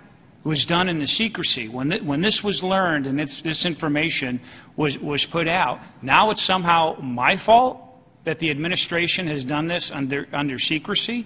I have a problem with that, and so that's what happened in reality. Thank you. Let me go to another line of questioning here briefly, Sheriff. Could you discuss kind of the morale relative to the men and women that serve under you when you've devoted your time to law enforcement, protecting the public, and enforcing the law, and then you see the very people that you've picked up under appropriate circumstances time and time again back out there, especially when a fairly considerable number of those apparently are criminals who 50% of the time are committing more crimes against American citizens. What does that do to the men and women under you and having to do that on an ongoing basis? So, Congressman, through the chair, that this appears to be an endless battle, and you rely on us to enforce the law. You write the laws, we carry them out, we enforce them. When it comes to immigration, it appears there is no law because there are no consequences, largely, as pointed out what's gone on in my county. And so this acts like a neon flashing sign on the border that if you get to the border, you're home free. And that's, in effect, what has happened. The morale, because we're professionals, is always professional. We maintain a high level of morale just in the fact that we continue the fight. And in fact, if the federal government won't do the job, we'll gladly step up. Yet what we ask for is for the federal government and for this Congress to carry out and make sure the laws are enforced and empower your federal law enforcement officers to actually be able to do their job that they're trained to do and sworn to protect our country. Thank you very much. I've got a little over a minute left, and I'd like to divide this between Professor and Ms. Vaughn here on, both of you had mentioned about the effect that illegal immigration and our particularly this administration's lack of seriousness about dealing with it, but really it's happened over previous administrations as well. What effect that has had on American jobs, on the fact that wages have been stagnant for such a long time, even though, Professor, as you indicated, the stock market's been going up, wages really haven't. On my colleagues on the other side like to talk about the middle class. Well, those are the folks that are being hurt, I think, most by illegal immigration and the competition there. Could you each address? Now I've got about 30 seconds, so 15 each. I think it's a national scandal. This rising inequality in America and the people's willingness to ignore the role of immigration in that phenomenon. The administration says jobs are going up every month. They're taking a victory lap on that, but wages are not going up. Why aren't wages going up? Market theory says wages should go up if demand for workers increases, and people are just ignoring the role of immigration. Indeed, the President bringing 5 million illegal immigrants into the legal workforce in 2015, giving them work authorization and saying, go out and compete with American workers for jobs, and it's actually illegal to discriminate against these work authorized aliens in favor of American workers. I think we have to recognize there are victims here, and the victims are American workers trying to get by on part-time jobs and having to compete with increasing numbers of work authorized illegal immigrants to the United States. Ms. Vaughn, quickly. There's not an economist in this country who will tell you that we have a shortage of unskilled labor. And this is what's causing the stagnant wages. And it's also that people are not, you can't just look at the unemployment rate, you need to also look at the underemployment rate out there and the fact that people are forced into jobs that they don't want. I mean, just 2 days ago I spoke with a man who told me that he'd worked for 15 years in masonry in Rhode Island and can no longer get a job. His boss had to close the company because they've been completely displaced by companies that hire illegal workers, and he had to get a job washing cars. That's a job. He's not unemployed, but it's not what he was trained for. It's not what he has skills in. And these are real stories of real Americans who are being harmed by the administration's refusal to enforce the law. Thank you. Thank you, Mr. Chairman. Gentleman's time has expired. The Chair will now recognize the gentleman from Tennessee, Mr. Cohen. Thank you, Mr. Gowdy. Professor Tang, you've talked about income inequality and correlated it to this immigration situation. Don't you think income inequality has a lot more to do with maybe the tax structure we've got in this country, lack of a minimum wage, lack of public spending to create jobs on infrastructure? Isn't that more important? Well, I'm all for tax reform. I also teach tax. I am all for closing the carried interest loophole. I'm all for narrowing the gap between income from capital and income from labor. You don't think hedge fund guys up in Manhattan should pay like tiny taxes they do on what they do on, I'm being facetious. I agree with you. Well, yeah, I think it's outrageous that Warren Buffett pays a lower marginal tax rate than his secretary. Yeah. Thank you. Sheriff Babeu, first of all, I want to thank you for your service to our country and serving in Iraq and all. You've got an amazing story, and there's so many issues we could get into I find of interest. In your testimony, you talk about drugs being brought through your county, and it's one of the major areas. Is that mostly marijuana? Through the chair, Congressman, it's largely marijuana is a cash crop, but there's methamphetamine. The largest importer into the United States is Mexico for meth, cocaine, heroin, but and marijuana is the #1 drug that comes through. In terms of size and volume, yes. Do you think, in your experience, that possibly if this country had a different policy or laws concerning marijuana, that we would have less likely cartels shipping marijuana into our country if we had either decriminalized it or something like that?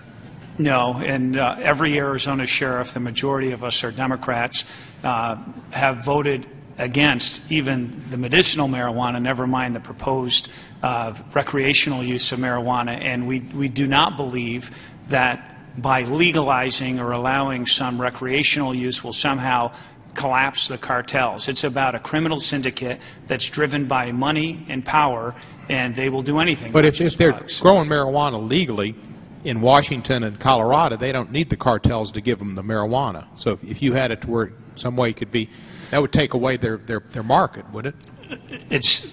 No, it's different if you want to talk about the taxation and the incentive there for the government, but in terms of the street value is far cheaper to buy marijuana from Mexico, and it's very different when you look at the strains that the medicinal marijuana provides for certain illnesses, from glaucoma to pain and other things. It's all synthetic in many regards. It's strains and far more powerful. So the relative inexpense of marijuana that's coming in and the cash crop, they even build in 10 to 20% loss of apprehensions from law enforcement into there. So you're against medical marijuana, like children that need Charlotte's Web, or they call it, I think, Rachel's in Israel, where they're finding this and again, in Arizona, it's the law, so we enforce the law. Right. I don't have a problem with the fact that there's medical marijuana in Arizona, and I've spoken out publicly about that. And let me ask you this. It's the abuse of it, because we've seen people drive vehicles, show up at work, and operate equipment and so forth. That's the concerns that we've had. Thank you, sir. You were on some radio show that's a political cesspool, which is appropriately named, I think, having read about it. You regret having done that, do you not?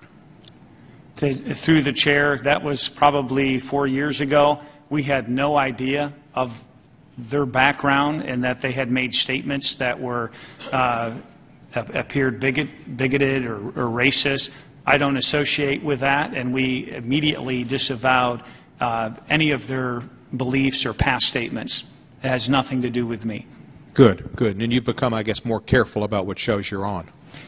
We've been on probably as many as you, if not more, and so I have a staff member that vets everybody, and somehow at that point that slipped through, and we immediately ensured the public knew that, in fact, we reject those people, if anybody, whoever they are, have those beliefs.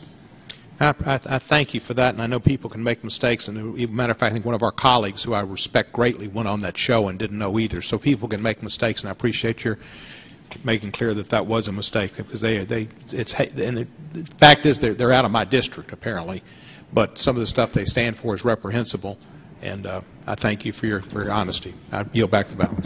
Thank the gentleman from Tennessee. The chair will now recognize the gentleman from Virginia, Mr. Forbes.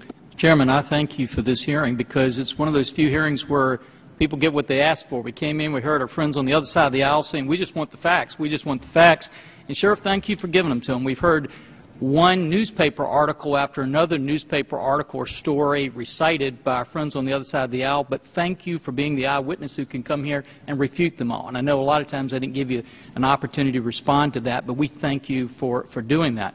The one thing I will agree that I heard in the opening comments is it is indeed unfortunate that the President would indicate that he would be willing to shut down the Department of Homeland Security unless that act funds it allows him, the act that funds it allows him to take actions many constitutional experts believe to be the most flagrant attack on the Constitution we've seen in years, an attack that will impact not just our time, but the lifetime of our children.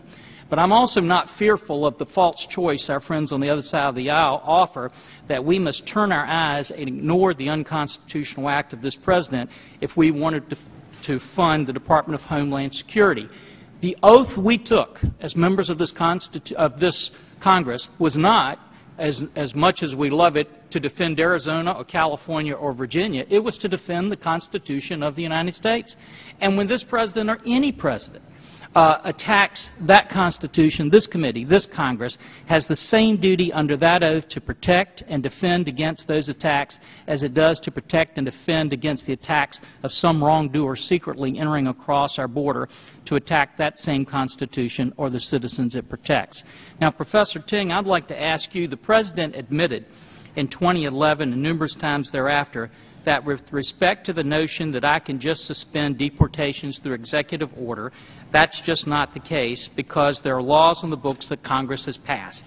He went on to say, the executive branch job is to enforce and implement those jobs. There are enough laws on the books by Congress that are very clear in terms of how we have to enforce our immigration system that for me to simply, through executive order, ignore those congressional mandates would not conform with my appropriate role as President. My question to you is this. Isn't that exactly what DHS has been doing, suspending the deportation process and creating an enforcement-free zone for millions of unlawful and criminal aliens? And do you think the President is violating his duty under the Constitution to faithfully execute those laws? Yes, I think I've written on that subject, and I've said that I think the executive action is unconstitutional and a usurpation of congressional powers. It's legislation by the executive. And also, you know, Chairman Goodlatte has put into the record many of the President's earlier statements about limitations on his authority, which he subsequently ignored, which I think calls into question whether there are any other limitations. You know, he says his own Office of Legal Counsel opinion says, well, you can't extend this to parents of DACA beneficiaries. Well, is that going to hold up? You know, what's the next step if this executive order is sustained? You know, what's the next step? And I think you may see executive orders reaching other people that the President has said, well, we can't extend it to them. Well, now that I think about it, why not? And extend it further. There's no limitation. And that feeds into the cost-benefit analysis that people are thinking about, whether to come to the United States illegally or not. You know, people are saying, well, you know, you just get yourself in there and then you wait for the next piece of executive action to come along and provide you with work authorization. I think it's feeding the process. If you want more illegal immigration, you raise the benefits. If you raise the benefits and lower the costs. If you want less Mrs. Vaughn, let me ask you what Mr. Ting has said, but also you heard how Dr. Rosenbaum has talked about this great enforcement that this administration has done on our immigration laws. Is he right on that?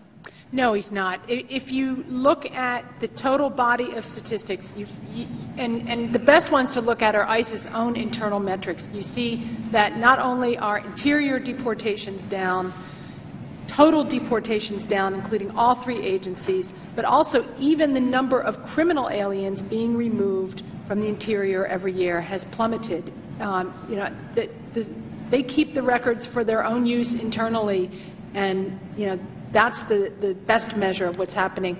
And I think the most important metric is the size of the illegal population residing in the United States, which stopped declining after Congress gave resources to federal agencies to use on enforcement. We made progress on the size of the illegal population, but that's stopped now.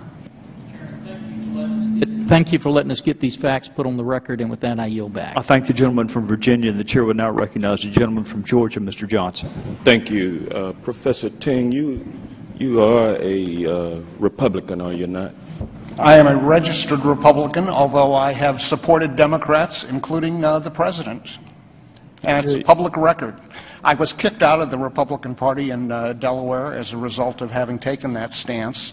I'm sorry I didn't say in the tax question that I think the high water mark of tax reform was in 1986 when the Democrats and the Republicans agreed on setting the capital gains and the ordinary income rate at 28%. Thank you. You are at this point active in Republican Party politics, are you? That is not true. I am not active in Republican Party politics since I was basically pushed out of the Delaware Republican Party. Indeed, I've relocated. I now live in a different state. I live in Pennsylvania, not in Delaware anymore. But certainly you're not democratically affiliated. I am a registered Republican, Okay. but I think of myself as pretty darn independent, as indicated by my support of tax reform. But I also think, the Republicans are right on immigration. And, really my question is, who in Congress speaks for American workers? Mr. Chairman, I'd raise a point of order. I don't think it's ever been the practice of this committee to be asking witnesses what their political party is. Could I get my time stopped?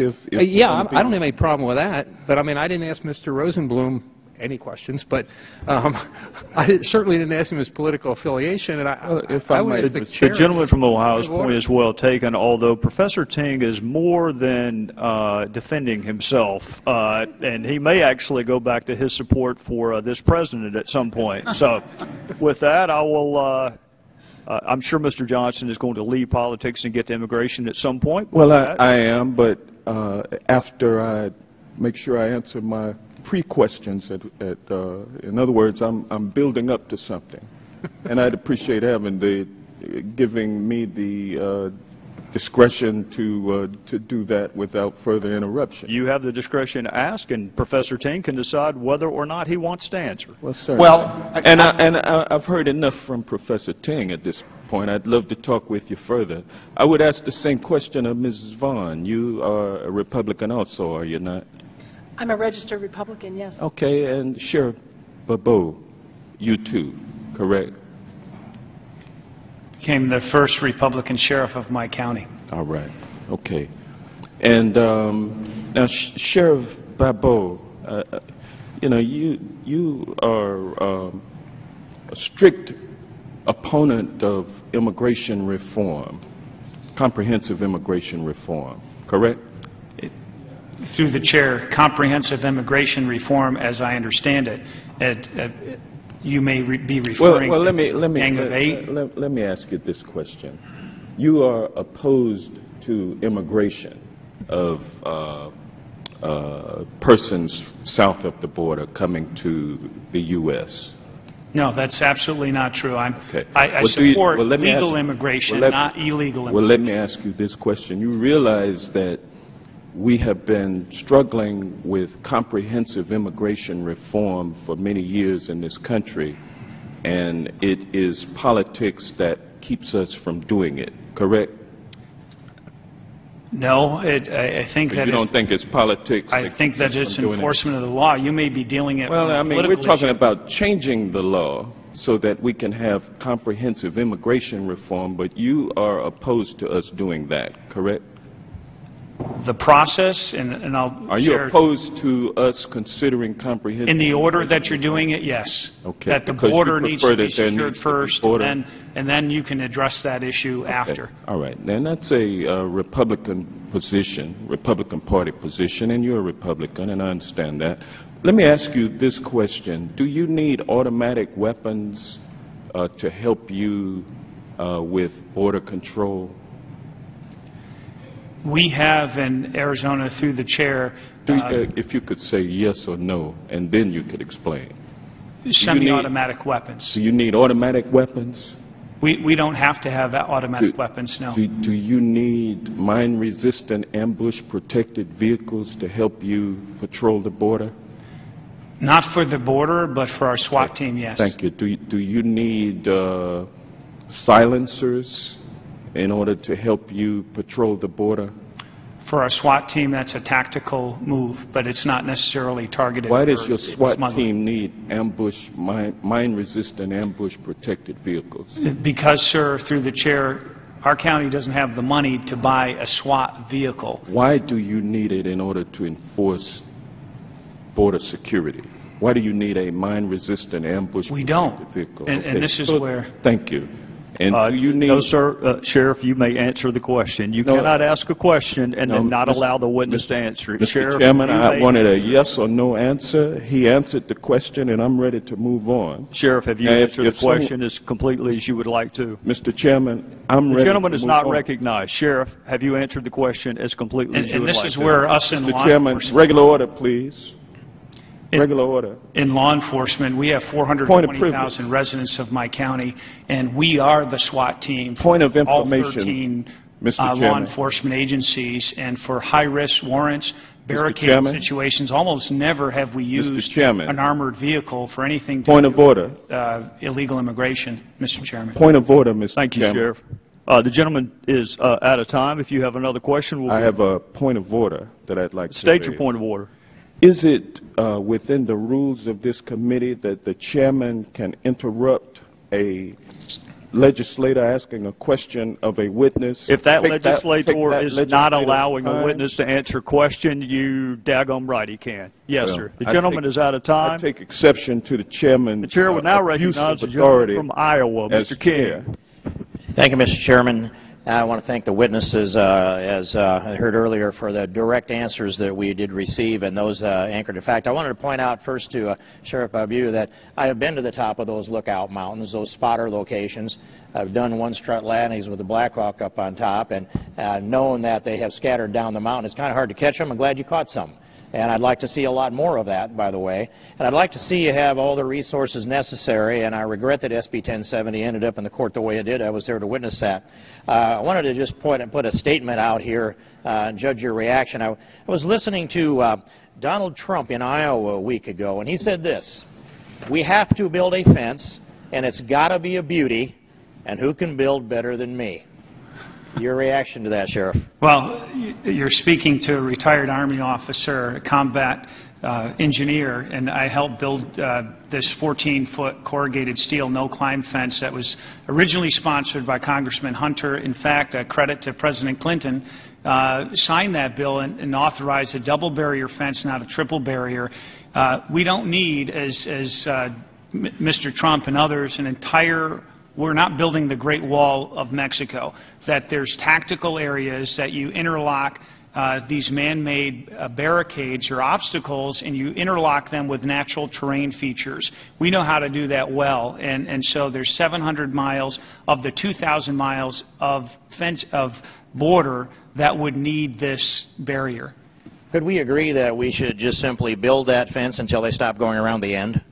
Taking a line from Senator McCain, build the dang fence. Thank you, Sheriff.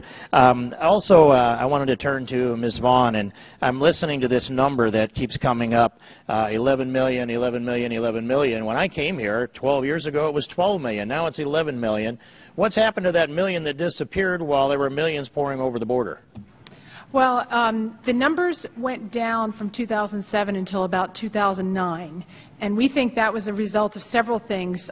First of all, increased resources that Congress gave to ICE to boost enforcement of laws. Secondly, state and local governments passing laws within their jurisdiction to support federal immigration enforcement efforts.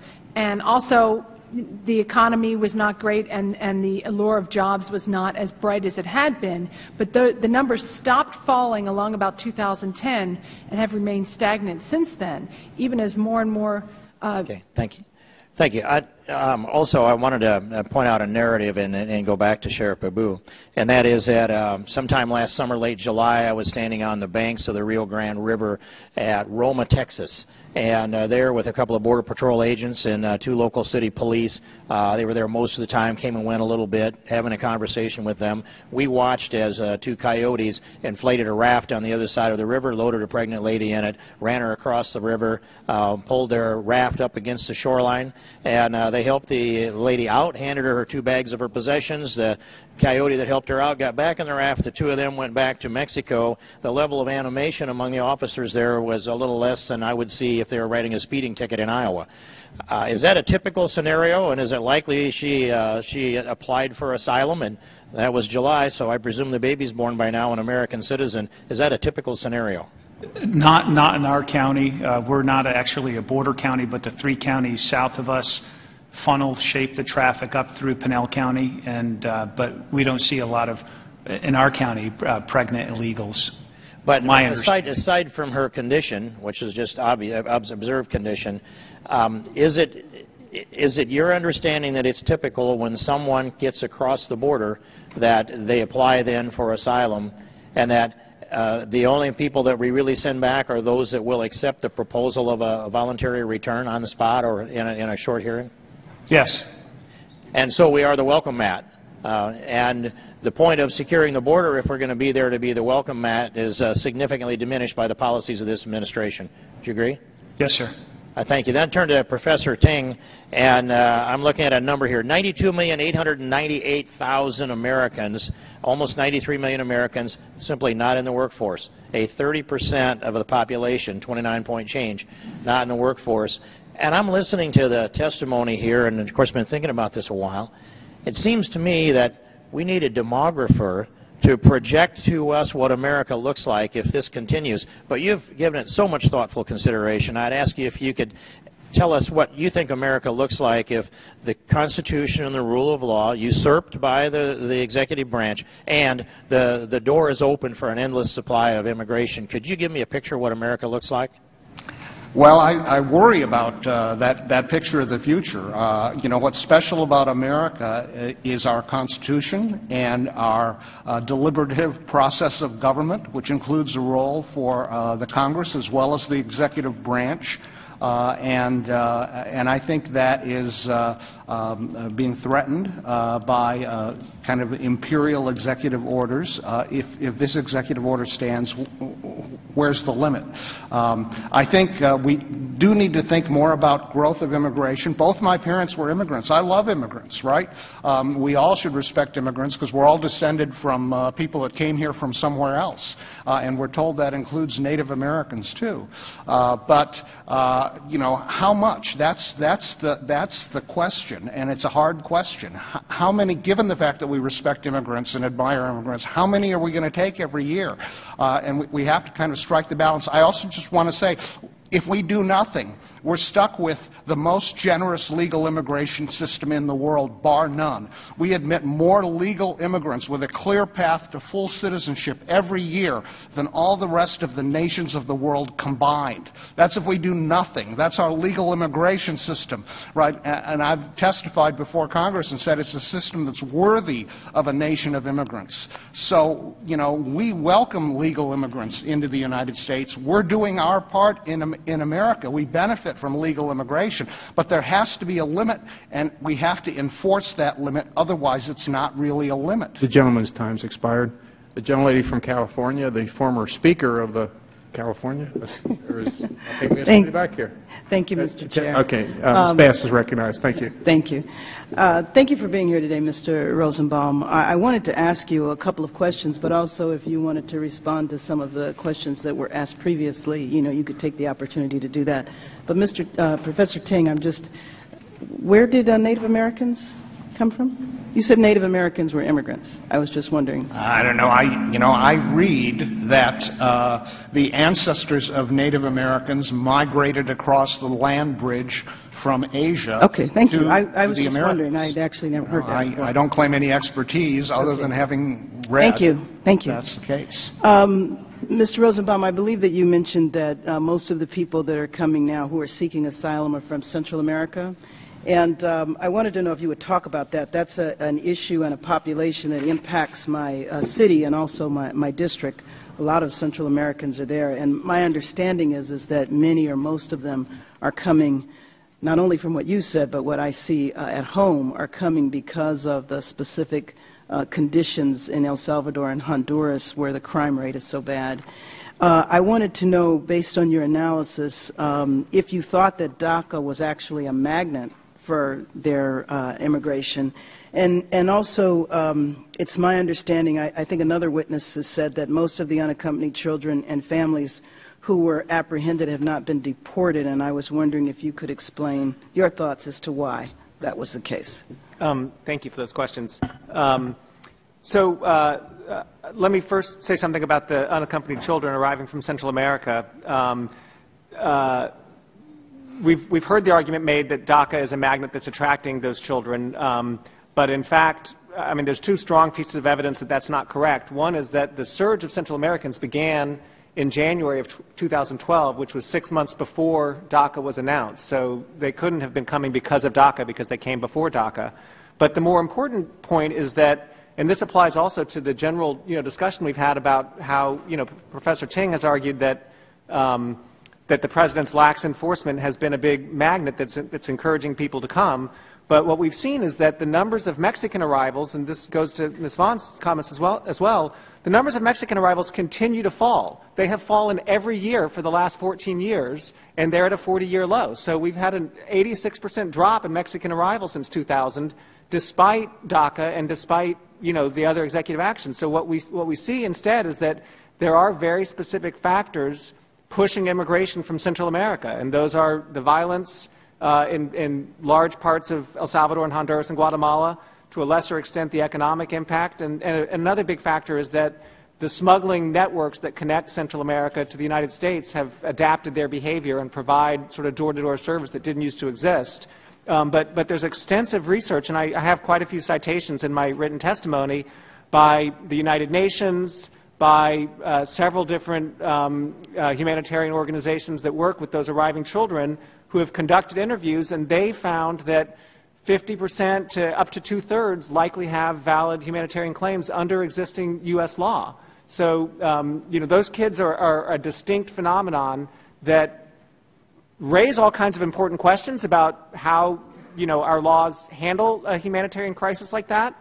And the most important question being that we don't have judicial capacity to quickly process them, which is really what the problem is that when they arrive, the reason that they're not quickly adjudicated is that they have 2-year waits to go before a judge. So that's really where the weakness is in our enforcement system, is the ability to quickly adjudicate those cases. But, you know, to lump them in as regular unauthorized immigrants denies, you know, the reality that they are fleeing very specific circumstances and arriving under very different conditions. So, you know, we should look at them and understand what's really going on there. Well, and that certainly has been the complaint in my district, actually, is the backlog.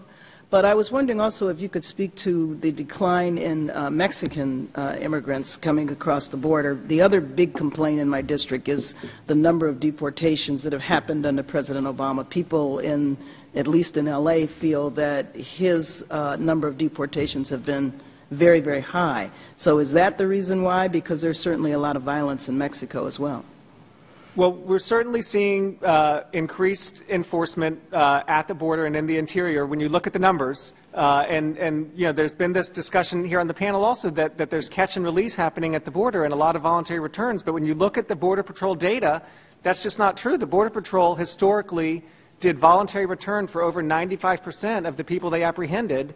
As recently as 2005, it was 80%, and now it's under 10%. So what they're doing is they're putting people in expedited removal and reinstatement of removal, and increasingly charging them in criminal court. So there is evidence that that has, you know, had a real deterrent impact on the Mexican numbers. But certainly we've seen that an increased, you know, that the overall removal numbers have gone up, and I'm sure that's what people in your district are commenting on. Thank you. I yield back my time. Gentlelady's time's expired. Thank you. The gentleman from Arizona, Mr. Franks, is recognized for 5 minutes. Well, thank you, Mr. Chairman. Mr. Chairman, let me start out by just quoting something that I think is important. You know, we're talking about immigration today, and some of the discussions center around what some of us believe was the unconstitutional actions of the President. But it's important to note that the President might have many obligations, but one most paramount obligation is the following sworn oath that he made. Quote, "I do solemnly swear that I will faithfully execute the office of President of the United States and will, to the best of my ability, preserve, protect, and defend the Constitution of the United States." Article 1, Section 8, Clause 4 of the Constitution provides that Congress shall have power to, quote, "establish an uniform rule of naturalization." The Supreme Court has long found that this provision of the Constitution grants Congress the plenary power over immigration policy. And yet, Mr. Chairman, I believe that the recent executive action by the President on illegal immigration is categorically incompatible with the oath that he made when he laid his hand on the Lincoln Bible 6 years ago. And I obviously am concerned, like many of us, of the immigration policy, but a greater concern here is the critical nature that this committee and this President has to maintain our oath to the Constitution. And I believe that the President's actions fundamentally abrogate his oath. And I believe it's important for us to consider that, and I want to be that on the record. So now, Mr. Chairman, if I could turn to the panel. Sheriff Babeu, let me just in total openness here. Tell the rest of the folks here, you and I are good friends, and I have a great deal of respect for you, and your credibility on this issue is unimpeachable. So I ask you, do you think that the new policies implemented by the Obama administration serve as an adequate deterrence or perhaps an invitation to those who seek to enter our country illegally? And do you think these policies, what kind of message do they send to criminal aliens as to the consequences of their conduct? Congressman Franks, through the chair, one, we all appreciate you, even though you're not one of the congressmen in our county. We love you just the same. Clearly, this acts as an incentive that if not just the fact that we keep hearing 5 million, this document by Jay Johnson includes whatever that number of illegals here from January 1st of 2014. It includes all of them. So this is where that deferred action is far larger than this 5 million figure that we simply keep hearing about. That will act as an incentive. The other thing we're seeing, everybody says these numbers are down. Yes, in fact, they are. And Janet Napolitano, when she was the secretary, was at a press conference in our state one time, and the media came around, well, Sheriff, how do you refute the crime is down all along the border? I said, crime is down in all across America in all the violent crime statistics. And the fact that we forget that our economy, everybody's talked about a recession. There's communities in my county that had 21% plus unemployment. And so imagine what's going to happen now that we had 86 with Simpson-Mazzoli and now with 11 million plus illegals. There's a third wave that's coming if we don't secure the border. And so that should be the alarm that's sounded now. Yeah. Well, thank you, sir. I appreciate your good work. And Professor Ting, if I could pass a question to you, sir. The committee has received reports that the Mexican drug cartel members are abusing the credible fear process to bypass regular immigration checks in order to get into the country.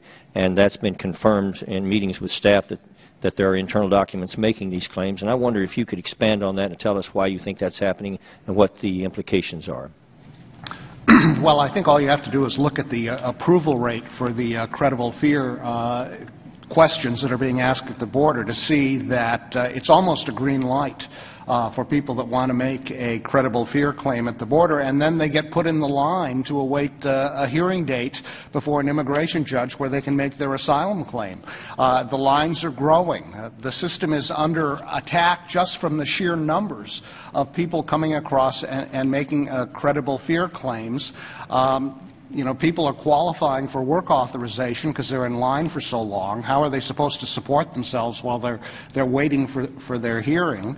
And you know, I'm going off track here, but the people who are most adversely affected by all this illegal immigration qualifying for work authorization are the legal immigrants, the people that just got here and who are legally entitled to work here, and they're being forced to compete with illegal immigrants. And so it's the less educated, less skilled segment of our workforce that is most suffering from this competition from illegal immigration. And credible fear is just part of it. As I've testified, it was never intended to be used the way that it's being used now as a means of entry for people that don't meet the threshold for asylum, but they can get through the credible fear test and get into the United States. I don't think that was ever the intent of Congress when they enacted credible fear and put it in the statute, and I'm hopeful that someday you'll take it out. Thank you, Mr. Chairman. Thank you. The gentleman from Florida, Mr. Deutsch, is recognized for 5 minutes. Thanks, Mr. Chairman. Professor Ting, I think credible fear claims are there so that we don't send people back to violence, right? Credible fear claims are available so people don't go back to a situation where they could be killed. So I would disagree with the suggestion that the credible fear claim be taken out of statute, thereby making the decision that it's appropriate for us to remove a possible step that can save someone's life. But let me just let me get to my comments that I wanted to make. I spent some time this morning thinking about how it is that we got here, and it seems to me that the debate over immigration reform has regressed, and it's done so rapidly. How did a Congress that was on the cusp of fixing our broken immigration system end up back at square one?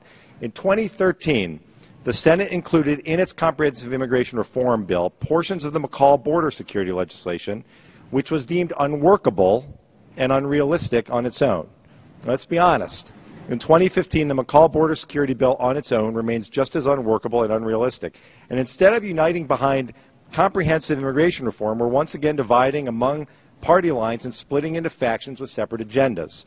Democrats are more than willing to accept increased spending on the border within the context of broader immigration reform. We just believe that the status quo is unworkable. We spend more money on border security than we do on any other federal law enforcement priority, and we still have 11 million undocumented immigrants here. Instead of treating them like criminals, Democrats believe reform must invite them to come out of the shadows, pay a penalty, pay their taxes, and maybe, just maybe, someday get the chance to apply for citizenship. We also share the commitment of our Republican colleagues to reform our visa programs, respond to the needs of businesses that rely on high-skilled technology workers and low-skilled guest workers. Likewise, Democrats and Republicans who share the priorities of the faith community want an immigration system that puts families first. So that's the issue I'd like to bring up today with our panel, how we treat families. Our nation has a long history of providing protection to people fleeing violence, as I referred to earlier. People fleeing religious persecution, political censorship, and oppression. But today, we treat most of those seeking asylum as criminals. Upon arriving here, they're held in facilities that are for civil detention in name only. The reality is that most are just sections of private prisons where we keep hardened criminals. Indeed, an April 2013 report by the United States Commission on International Religious Freedom determined that nearly 84% of the 33,400 detention beds maintained by ICE were actually prisons, not civil detention sites. Refugees held in these jail-like detention facilities have their movements, their privacy, and their personal freedom restricted. And when we treat refugees as criminals, we don't sound like the United States of America, the country that's supposed to lead the world with its values for human rights, for justice, and for fairness.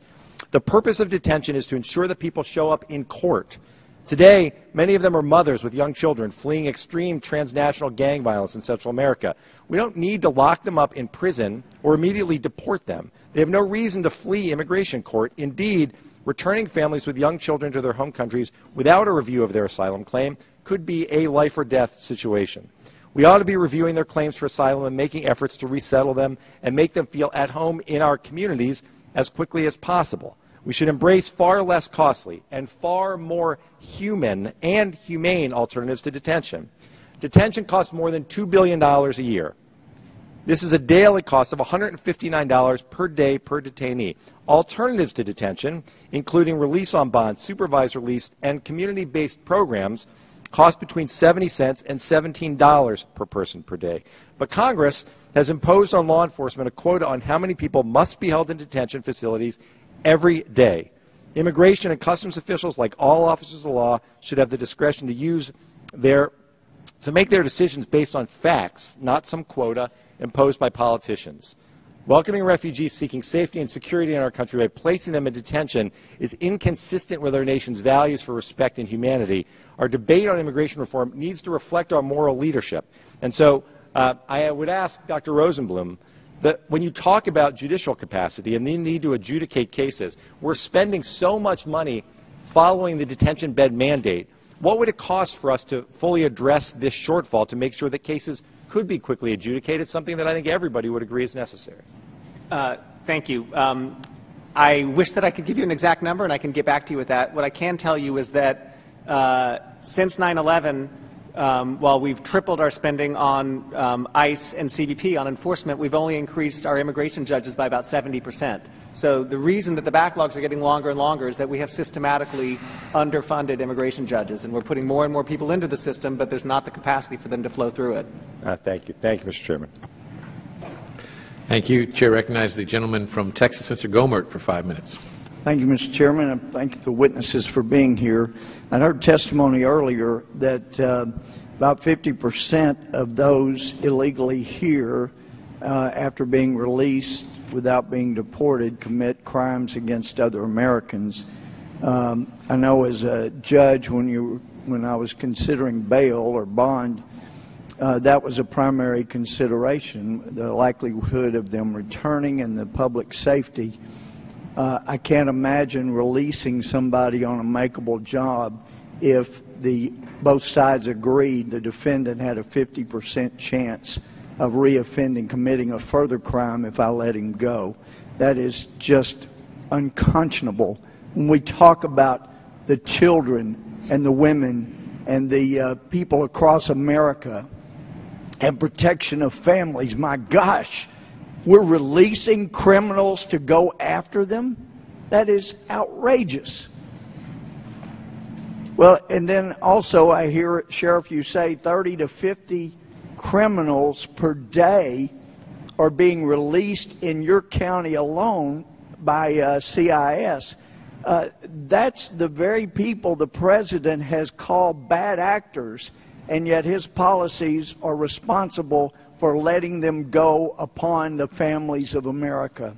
Well, let me just say, I'm very concerned about the way the money is being spent. And by the way, for those that are not familiar, we had a lot of crimes being committed in the U.S. and in my state in the 80s. So America reacted, Texas reacted. We elected criminal judges, tough prosecutors, and we're reaping the benefits of people who were law enforcement minded going into the sheriff's jobs, prosecutors' jobs, judges' jobs, and we'll be able to ride that for a while before people with bleeding hearts let the criminals go, and then people eventually will have another wave while they react when the crimes go up. I know that's just a cycle. But right now we're in a cycle of letting criminals go, and the criminal law in America is something that concerns me at the federal level because of something called the Anti-Deficiency Act.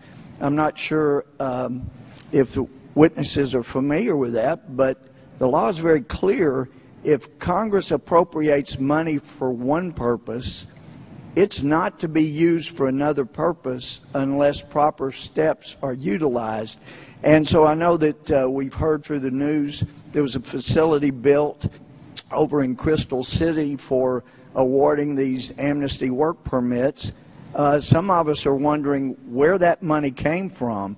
You know, we hear clamoring that they need more money, but where did that money come from? Because I know Congress certainly was not notified that they were shifting funds from one appropriated purpose to Crystal City and to awarding these 5 million or so work permits that basically amount to amnesty. Do any of the witnesses know where that money came from?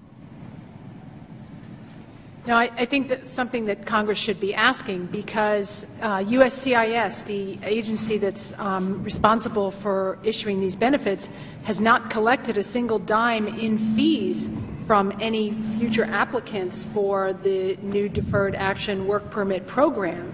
So it certainly appears that they have perhaps been hoarding money skimmed from the fees paid by legal immigrants. USCIS is funded by fees paid by legal immigrants and their sponsors for a service that they get, and these fees... Right, well, that gets to another problem, because we have seen reports that people, my office is helping, that came here legally as immigrants, we welcome, trying to get a spouse in. They have paid higher fees to try to expedite those, and it turns out this administration is illegally moving that money over to give priority to people that came in illegally, thus putting people that are trying to do the legal immigration process a terrible disservice by putting them at the back of the line. So I know, Ms. Vaughn, you're in the business of investigating these, and I hope you'll assist us.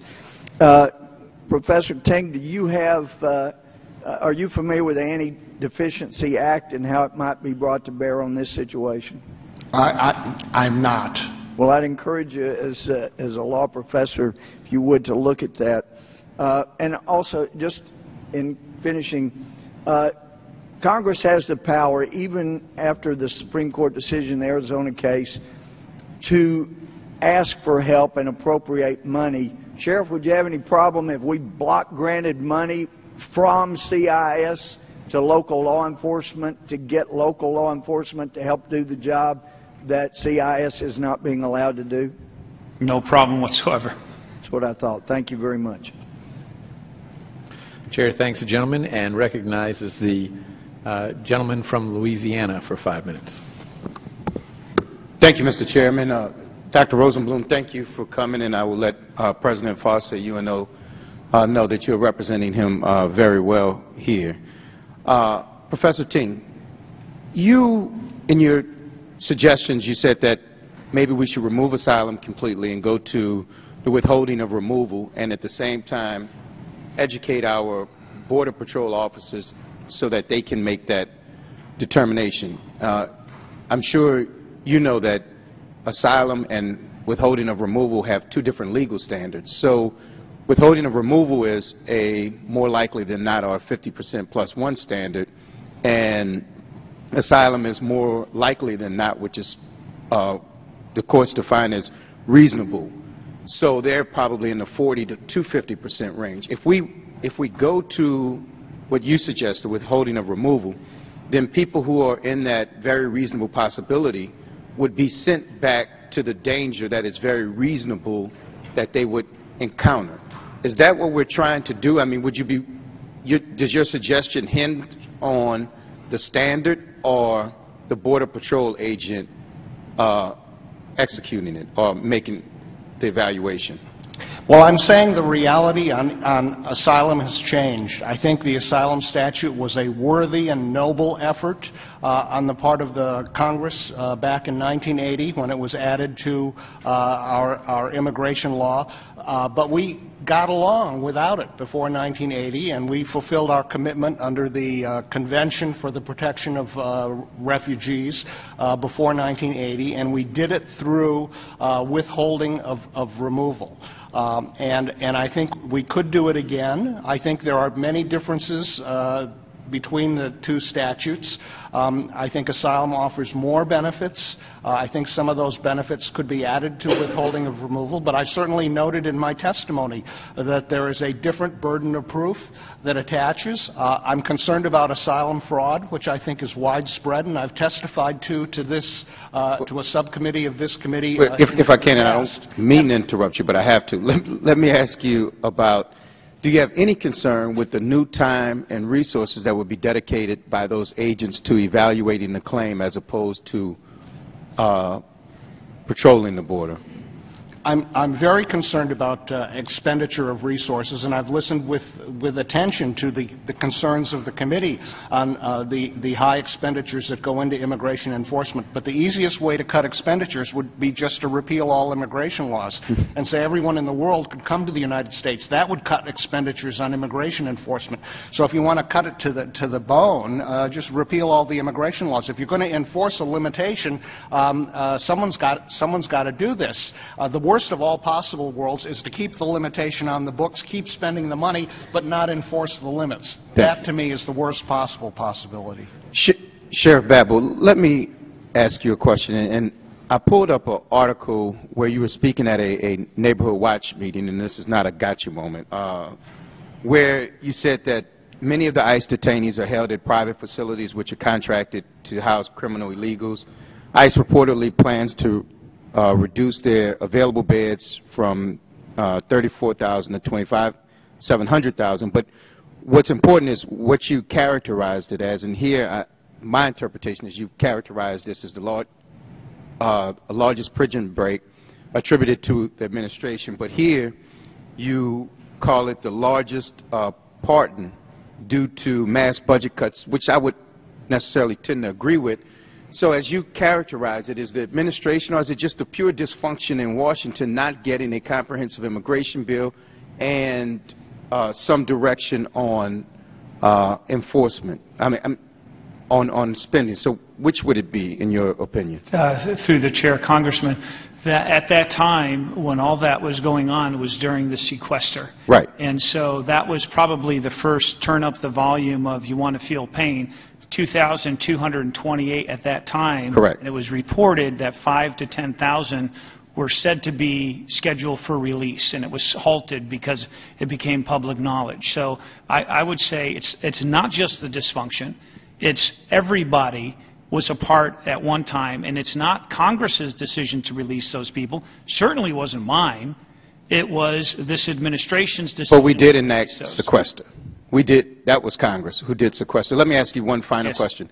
If your dispatchers or you received a call and you have 3 officers on duty and the call said, I have a active shooter, I have a bank robbery, and a hostage situation, 3 different situations, I have a car accident, and I have some other trivial shoplifting. If you had 3 officers, where would you assign them in terms of triage and the importance? And as the President setting up the categories of deportation, didn't he do the same thing? The time of the gentleman has expired, but the witness will be permitted to answer the question. Mr. Chairman, thank you, and I yield back. Certainly, in local law enforcement county, our priority 1 calls, which is a threat to somebody's life or property secondary, would be the active shooter and the armed robbery, which we've had those bank robberies in our county. But here is the point. The highest priority is these now 24,000 that are in these authorized beds that we've all agreed that whether they've committed multiple misdemeanors or serious violent felony offenses and convictions, that these people are the bad actors. Those people must be returned to whatever country they come from, and that's the problem that most in America are having heartburn over, certainly us in law enforcement, because they're being released.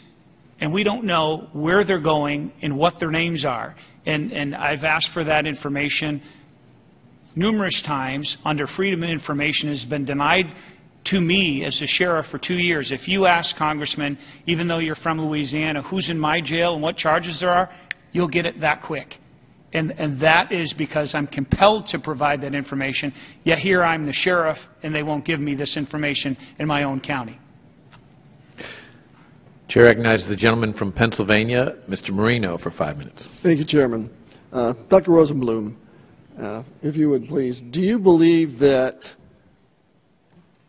we should secure the borders before we start talking about any immigration reform? Because I believe that it's whatever we talk about and the borders aren't secured, we're just going to have an onslaught of people. Do you agree with that? I believe that it will be much easier for DHS to secure the borders more effectively and at a lower cost if it's combined with visa reform. Talking about individuals that may be here, were here legally, but their visas have expired for some reason or another. Visa overstayers. I'm not sure I understand the question. Are you referring to visas overstayers? My argument is that a big part of why we have struggled so much to secure the border is that the demand for immigration within the U.S., employers and families who want to bring people here, and within sending regions, Mexico and Central America, is much greater than what our laws currently allow. But you do agree that we need to secure the borders? Yes. All right, good. That's a start. And I don't like this term comprehensive. What does comprehensive mean? This is so complicated that this cannot be done in one fell swoop. But I'm going to go on here to, I'm going to quote some figures. I see you have some really, I've been reading this, not here, but also before you got here, information concerning people that were sent back, individuals under what circumstances they were sent back. But first of all, do you agree with me that, and I'm sure you've read this in the media, that the only part of DHS that we do not want to fund is amnesty for illegals? Are you clearly aware of that? That Congress has not funded amnesty for... Yes. Yes. Okay, and you're clearly aware that it's up to the President if he wants to shut down the entire DHS because he can't have his way on illegal immigrants, correct? That's not a tough one, Professor. You're a PhD. Okay? I mean, Congress and the executive branch negotiate over legislation, so it would sort of take 2 to tango on that, I think, sir. Oh, 2 to tango, but you were in that position. Let me put you in that position. Would you shut down all of DHS because you don't get one small part? I think you've answered it. Okay. Let me give you some stats that I got from Political Fact, from Pundit Fact, from Dobbs Report, from Washington Times, from Breitbart, and actually U.S. Customs, that a report came out that I went back to, and they were asked me, where did you get that document? But from 2008, in 2008, turnaways at the border were about 36% of the overall figures that this administration factored in. Now, to my understanding, previous administrations, and I've done work on this, have not counted turnaways at the border as sending people back. and that has increased to 64% in 2013. So it's very clear that the administration is fudging the figures by adding turnaways at the border. Do you agree with that? The research that I've seen from the GAO, the data on turnbacks and gotaways, is in a GAO report that came out in December 2012, and that report starts counting turnbacks in 2006. So it was the previous administration. I'm not disputing what previous administrations should have done and didn't do and may have as far as figures are concerned. But do you agree with me that these figures that the administration is putting out include turnaways at the border? Not people here, not in this country, that they're sending back. You're talking about their deportation numbers? Yes. I believe that every administration counts people who are put into removal at ports of entry as removals. What has changed under this administration... But I'm talking about once they set foot on U.S. soil. And it's clearly... They're apprehended on U.S. soil and then deported. This administration is using people when they get to the border, when they get to that guard, and they're sending them back. They don't get a chance to really get into the United States. Those figures are factored in there. When people are apprehended at the border and put into expedited removal, for example, those are definitely counted as removals. That was previously true and still true. I agree with you. So you agree with me on several matters here, and we need reform. Do you agree with me with this? My colleagues on the other side of the aisle, for 2 years, the White House, they had the White House, they had the Senate, and they had the House. They did nothing on comprehensive immigration reform. And I'm going to be the first to stand up and say, neither did any other previous administration. And it's at a point now where it's desperate from a multitude of areas, and you and I would agree on some and not the others. How about the workforce? Can you address some issues on the workforce pursuant to, right now there are between 800,000 and 1 million people that are not looking for work. Those figures aren't even in the unemployment numbers. And the reason why the unemployment numbers, in part, are coming down is because those people stop looking for work. You agree with me on that? Yes. The time of the gentleman has expired. And I will yield back then. Thank you, sir. I thank the gentleman. The chair recognizes the gentleman from New York, Mr. Jeffries, for 5 minutes. Thank you, Mr. Chairman, and I thank the witnesses for their presence here today. Sheriff Babeu, are you familiar with a publication called the Arizona Daily Star? Yes. Is that a credible news organization? I don't decide who's credible and who's not. I know that most of the news, I don't know if they print in paper or are online, but I've seen them numerous times as being credible. Okay, thank you. Now, 5 years ago, you appeared on a radio program entitled Political Cesspool, correct? Yes, that was addressed by, I believe, Mr. Johnson earlier. Okay. Just want to make sure the record is clear. Now, that program was hosted by James Edwards and Eddie Miller, correct? I'm not sure who it was posted by. You don't recall who was hosted by? I don't. There was a show that I believe it was Miss Jackson Lee who raised the issue earlier. Okay. Now, the Political Cesspool program has been recognized by both the Southern Poverty Law Center and the Anti-Defamation League as a forum for hosting white supremacists, anti-Semites, and other hate-mongering, correct? From my understanding, that once we became aware of any of their past comments, we disavowed any of their who they are, what they stand for. They didn't say any of that on the show. We were talking about immigration, as we do quite often outside the state, via telephone. So there's no relationship. This was one contact that we immediately disavowed any association with or any of their espoused view or reported espoused views. No, thank you for that response, and I appreciate the fact that I do believe in good faith you've disavowed the views that were brought to your attention according to your testimony after appearing on the program. But I do just want to make sure that the record is clear. And Mr. Chairperson, I ask unanimous consent that we enter into a record an article from the Arizona Daily Star dated July 20th, 2010. Without objection, will be made a part of the record. Okay, in that article, Sheriff states that James Edwards, who hosted the interview along with Eddie Miller, said that Miller spoke with you and his spokesman, your spokesperson, multiple times before the interview. And then it goes on to quote Mr. Edwards and says, "For Sheriff Babeu to change his mind and now regret coming on our show for whatever reason is his right. For him to act as though he had no idea of our ideology is a lie, Edwards said in a written statement on the show's website. That's Mr. Edwards' representation of what took place in advance of your appearance on the show. If I could turn to Professor Ting. Every president since Eisenhower has taken executive action to provide some form of immigration relief, correct?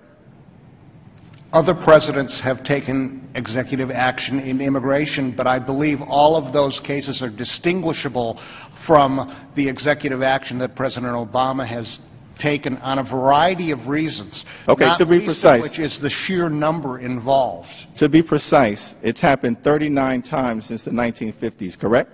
I'm not sure of the exact number. I am aware that there are precedents that are cited by President Obama's Office of Legal Counsel in their report. I've read their report. I think all their examples are distinguishable. Are you aware that President Reagan and President Bush did it in connection with the Family Fairness Policy after the 1986 Immigration Reform and Control Act was passed by Congress? I have specifically addressed the family fairness example in my written testimony, and I explain in my written testimony why that's distinguishable from what President Obama is trying to do. Right.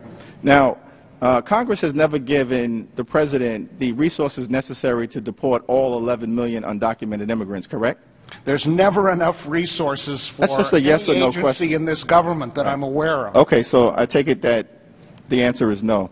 In fact, $8.5 billion is allocated in this particular appropriations bill that we'll be considering. In order to deport all 11 million undocumented immigrants, it would take $285 billion.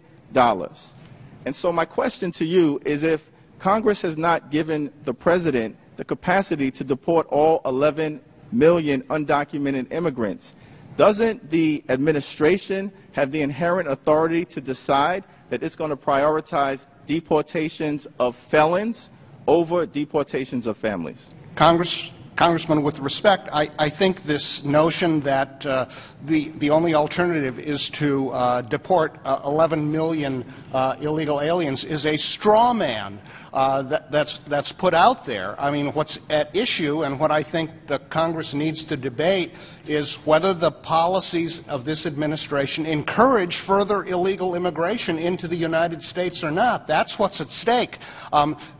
I will concede you'll never get the amount of illegal immigration down to zero. That will never happen. You'll never get the number of illegal immigrants down to zero. But you have to set a policy that affects the cost-benefit analysis of people wanting to come to the United States illegally as to whether you tip them towards not coming and violating our law and overwhelming our system, or whether you tip them in favor. Yeah, let's get the heck in there and see what benefits come our way. That's what's at stake. It's not a question of, well, either deport 11 million people or don't. That I agree with you, is never going to happen. Thank you. Time of the gentleman has expired. I want to, since a document was made a part of the record that casts aspersions on the character of the sheriff, I want to give Sheriff Babeu an opportunity to respond if he chooses to. Yes, Mr. Chairman and Congressman, I meet and probably take as many photos with individuals as you do or other members of this panel.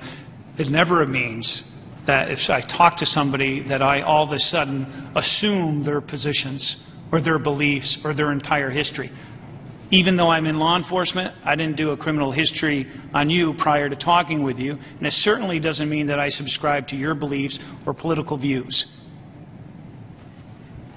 Chair recognizes the gentleman from Ohio, Mr. Jordan, for 5 minutes. I thank the chairman. Professor Ting, I want to go to 22 times the president said he couldn't do what he turned around and did. 2 of those were while he was candidate Obama. The other 20 were while he was President Obama. And I want to just take one of those statements and kind of walk through it. In fact, the 2 that he made while he was candidate may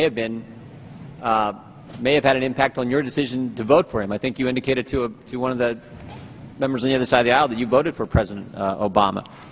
Where he was talking about adhering to the Constitution, recognizing the separation of powers and the proper role of each branch of government. But I want to just focus on one of these statements and kind of walk you through it and show where you agree with President Obama. There are those who have argued passionately that we should simply provide those who are here illegally with legal status, or at least ignore the laws on the books and put an end to deportation until we have better laws.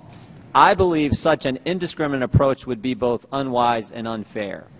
You would agree with that, wouldn't you, Professor? To ignore the laws and end deportation would be unwise and unfair? I am aware of the 22 examples that have often cited, I think the President was right at the time that he said those things, and I think he's wrong to have overridden his better judgment in the past. He made this statement in July of 2010, and so I guess my simple question is it's unfair and unwise to not follow the law. You would agree? Yes. And it would suggest, it goes on further, it would suggest to those thinking about coming here illegally that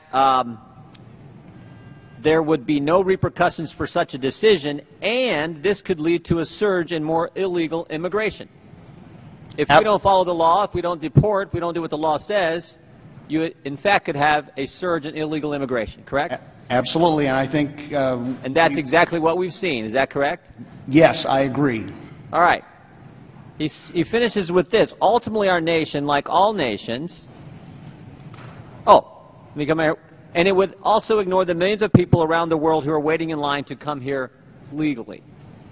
You would agree, too, that if we don't follow the law and end deportation, it hurts those who are doing it the right way and could hinder and prolong their ability to follow the law and become a legal citizen of this great country. Would you agree with that, Professor? I absolutely agree, and we should not forget that there are qualified legal immigrants that have been waiting in line in excess of 20 years for their chance to immigrate to this country legally.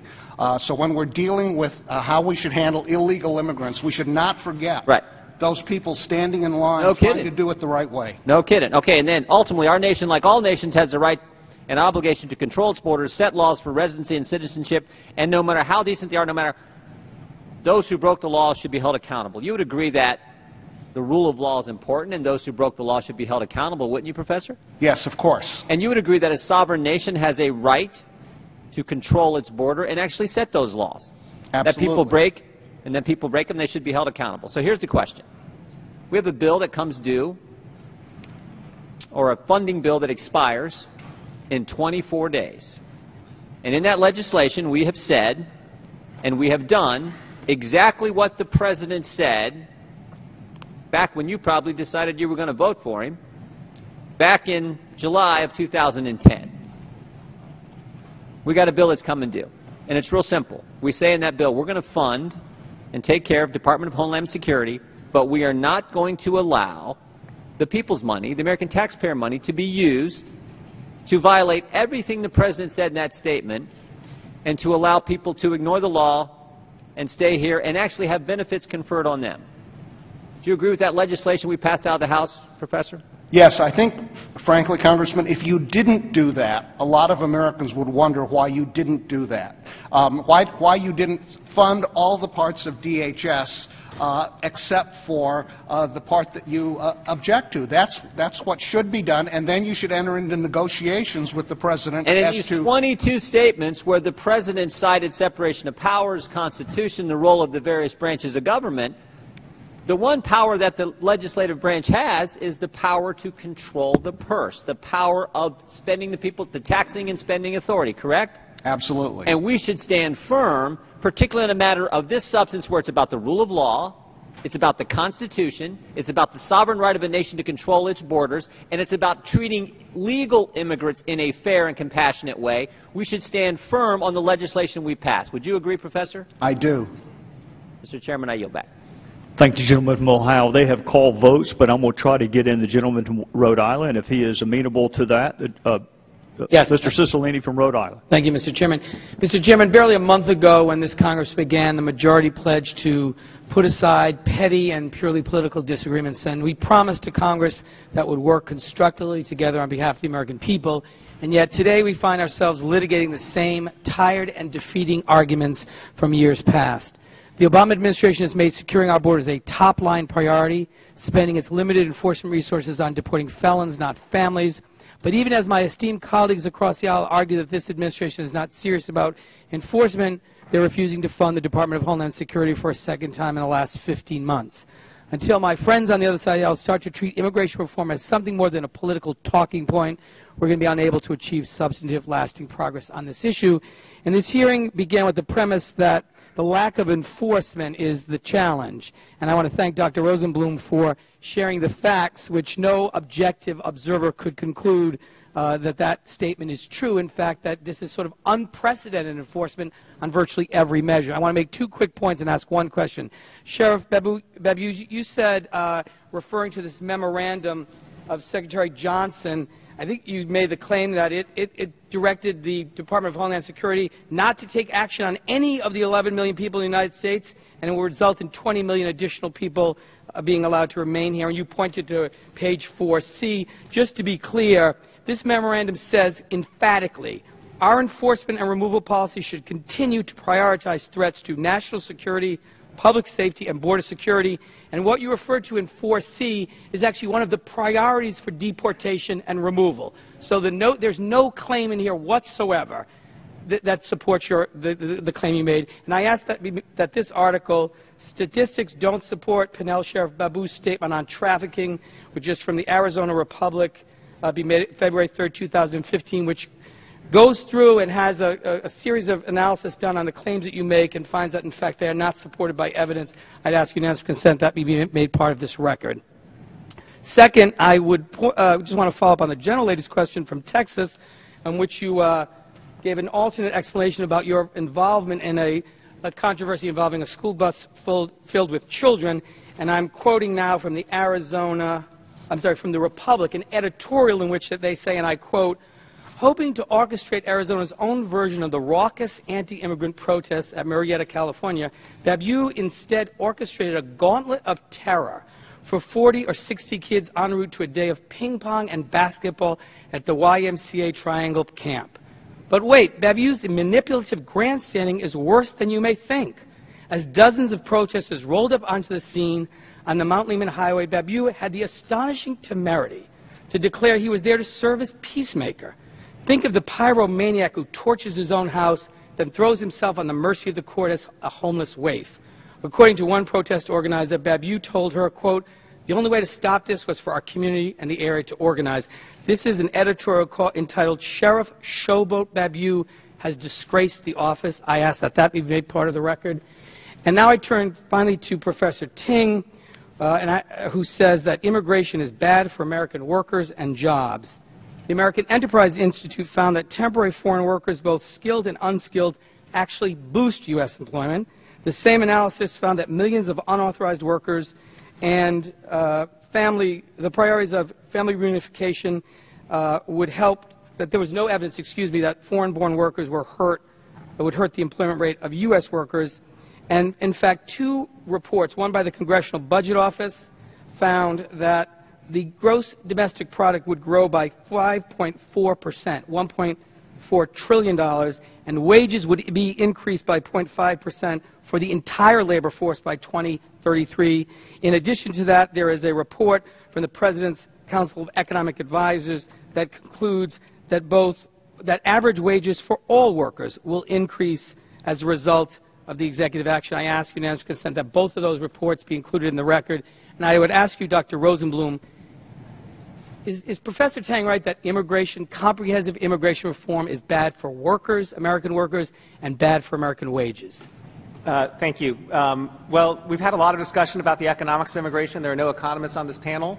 But when you read the economics literature, the academic economics literature, there's a pretty broad consensus that immigration boosts overall GDP, that it raises wages for the average U.S. worker. It raises wages most for middle class and high wage workers. And I agree with Professor Ting that the one group that may compete a little bit with new immigrants are previous immigrants. But on net, economists are pretty broadly in agreement that immigration is good for the U.S. economy across a number of different indicators. Thank you. I yield back, Mr. Chairman.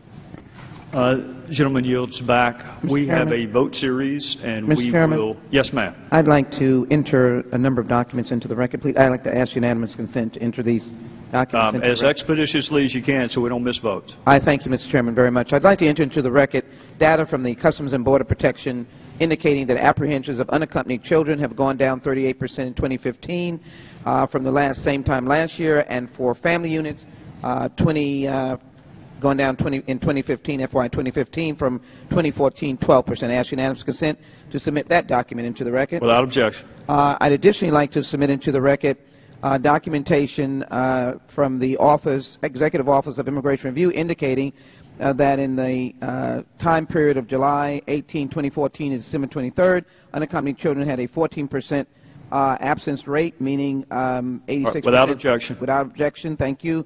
And then a document that indicates that adults had a absence rate of 23%, showing that they do appear at immigration hearings. Without objection. And lastly, the EOI, the data from the Executive Office of Immigration Review, the agency that conducts immigration hearings, that the data that they're collecting has started in the point of July 18, 2014.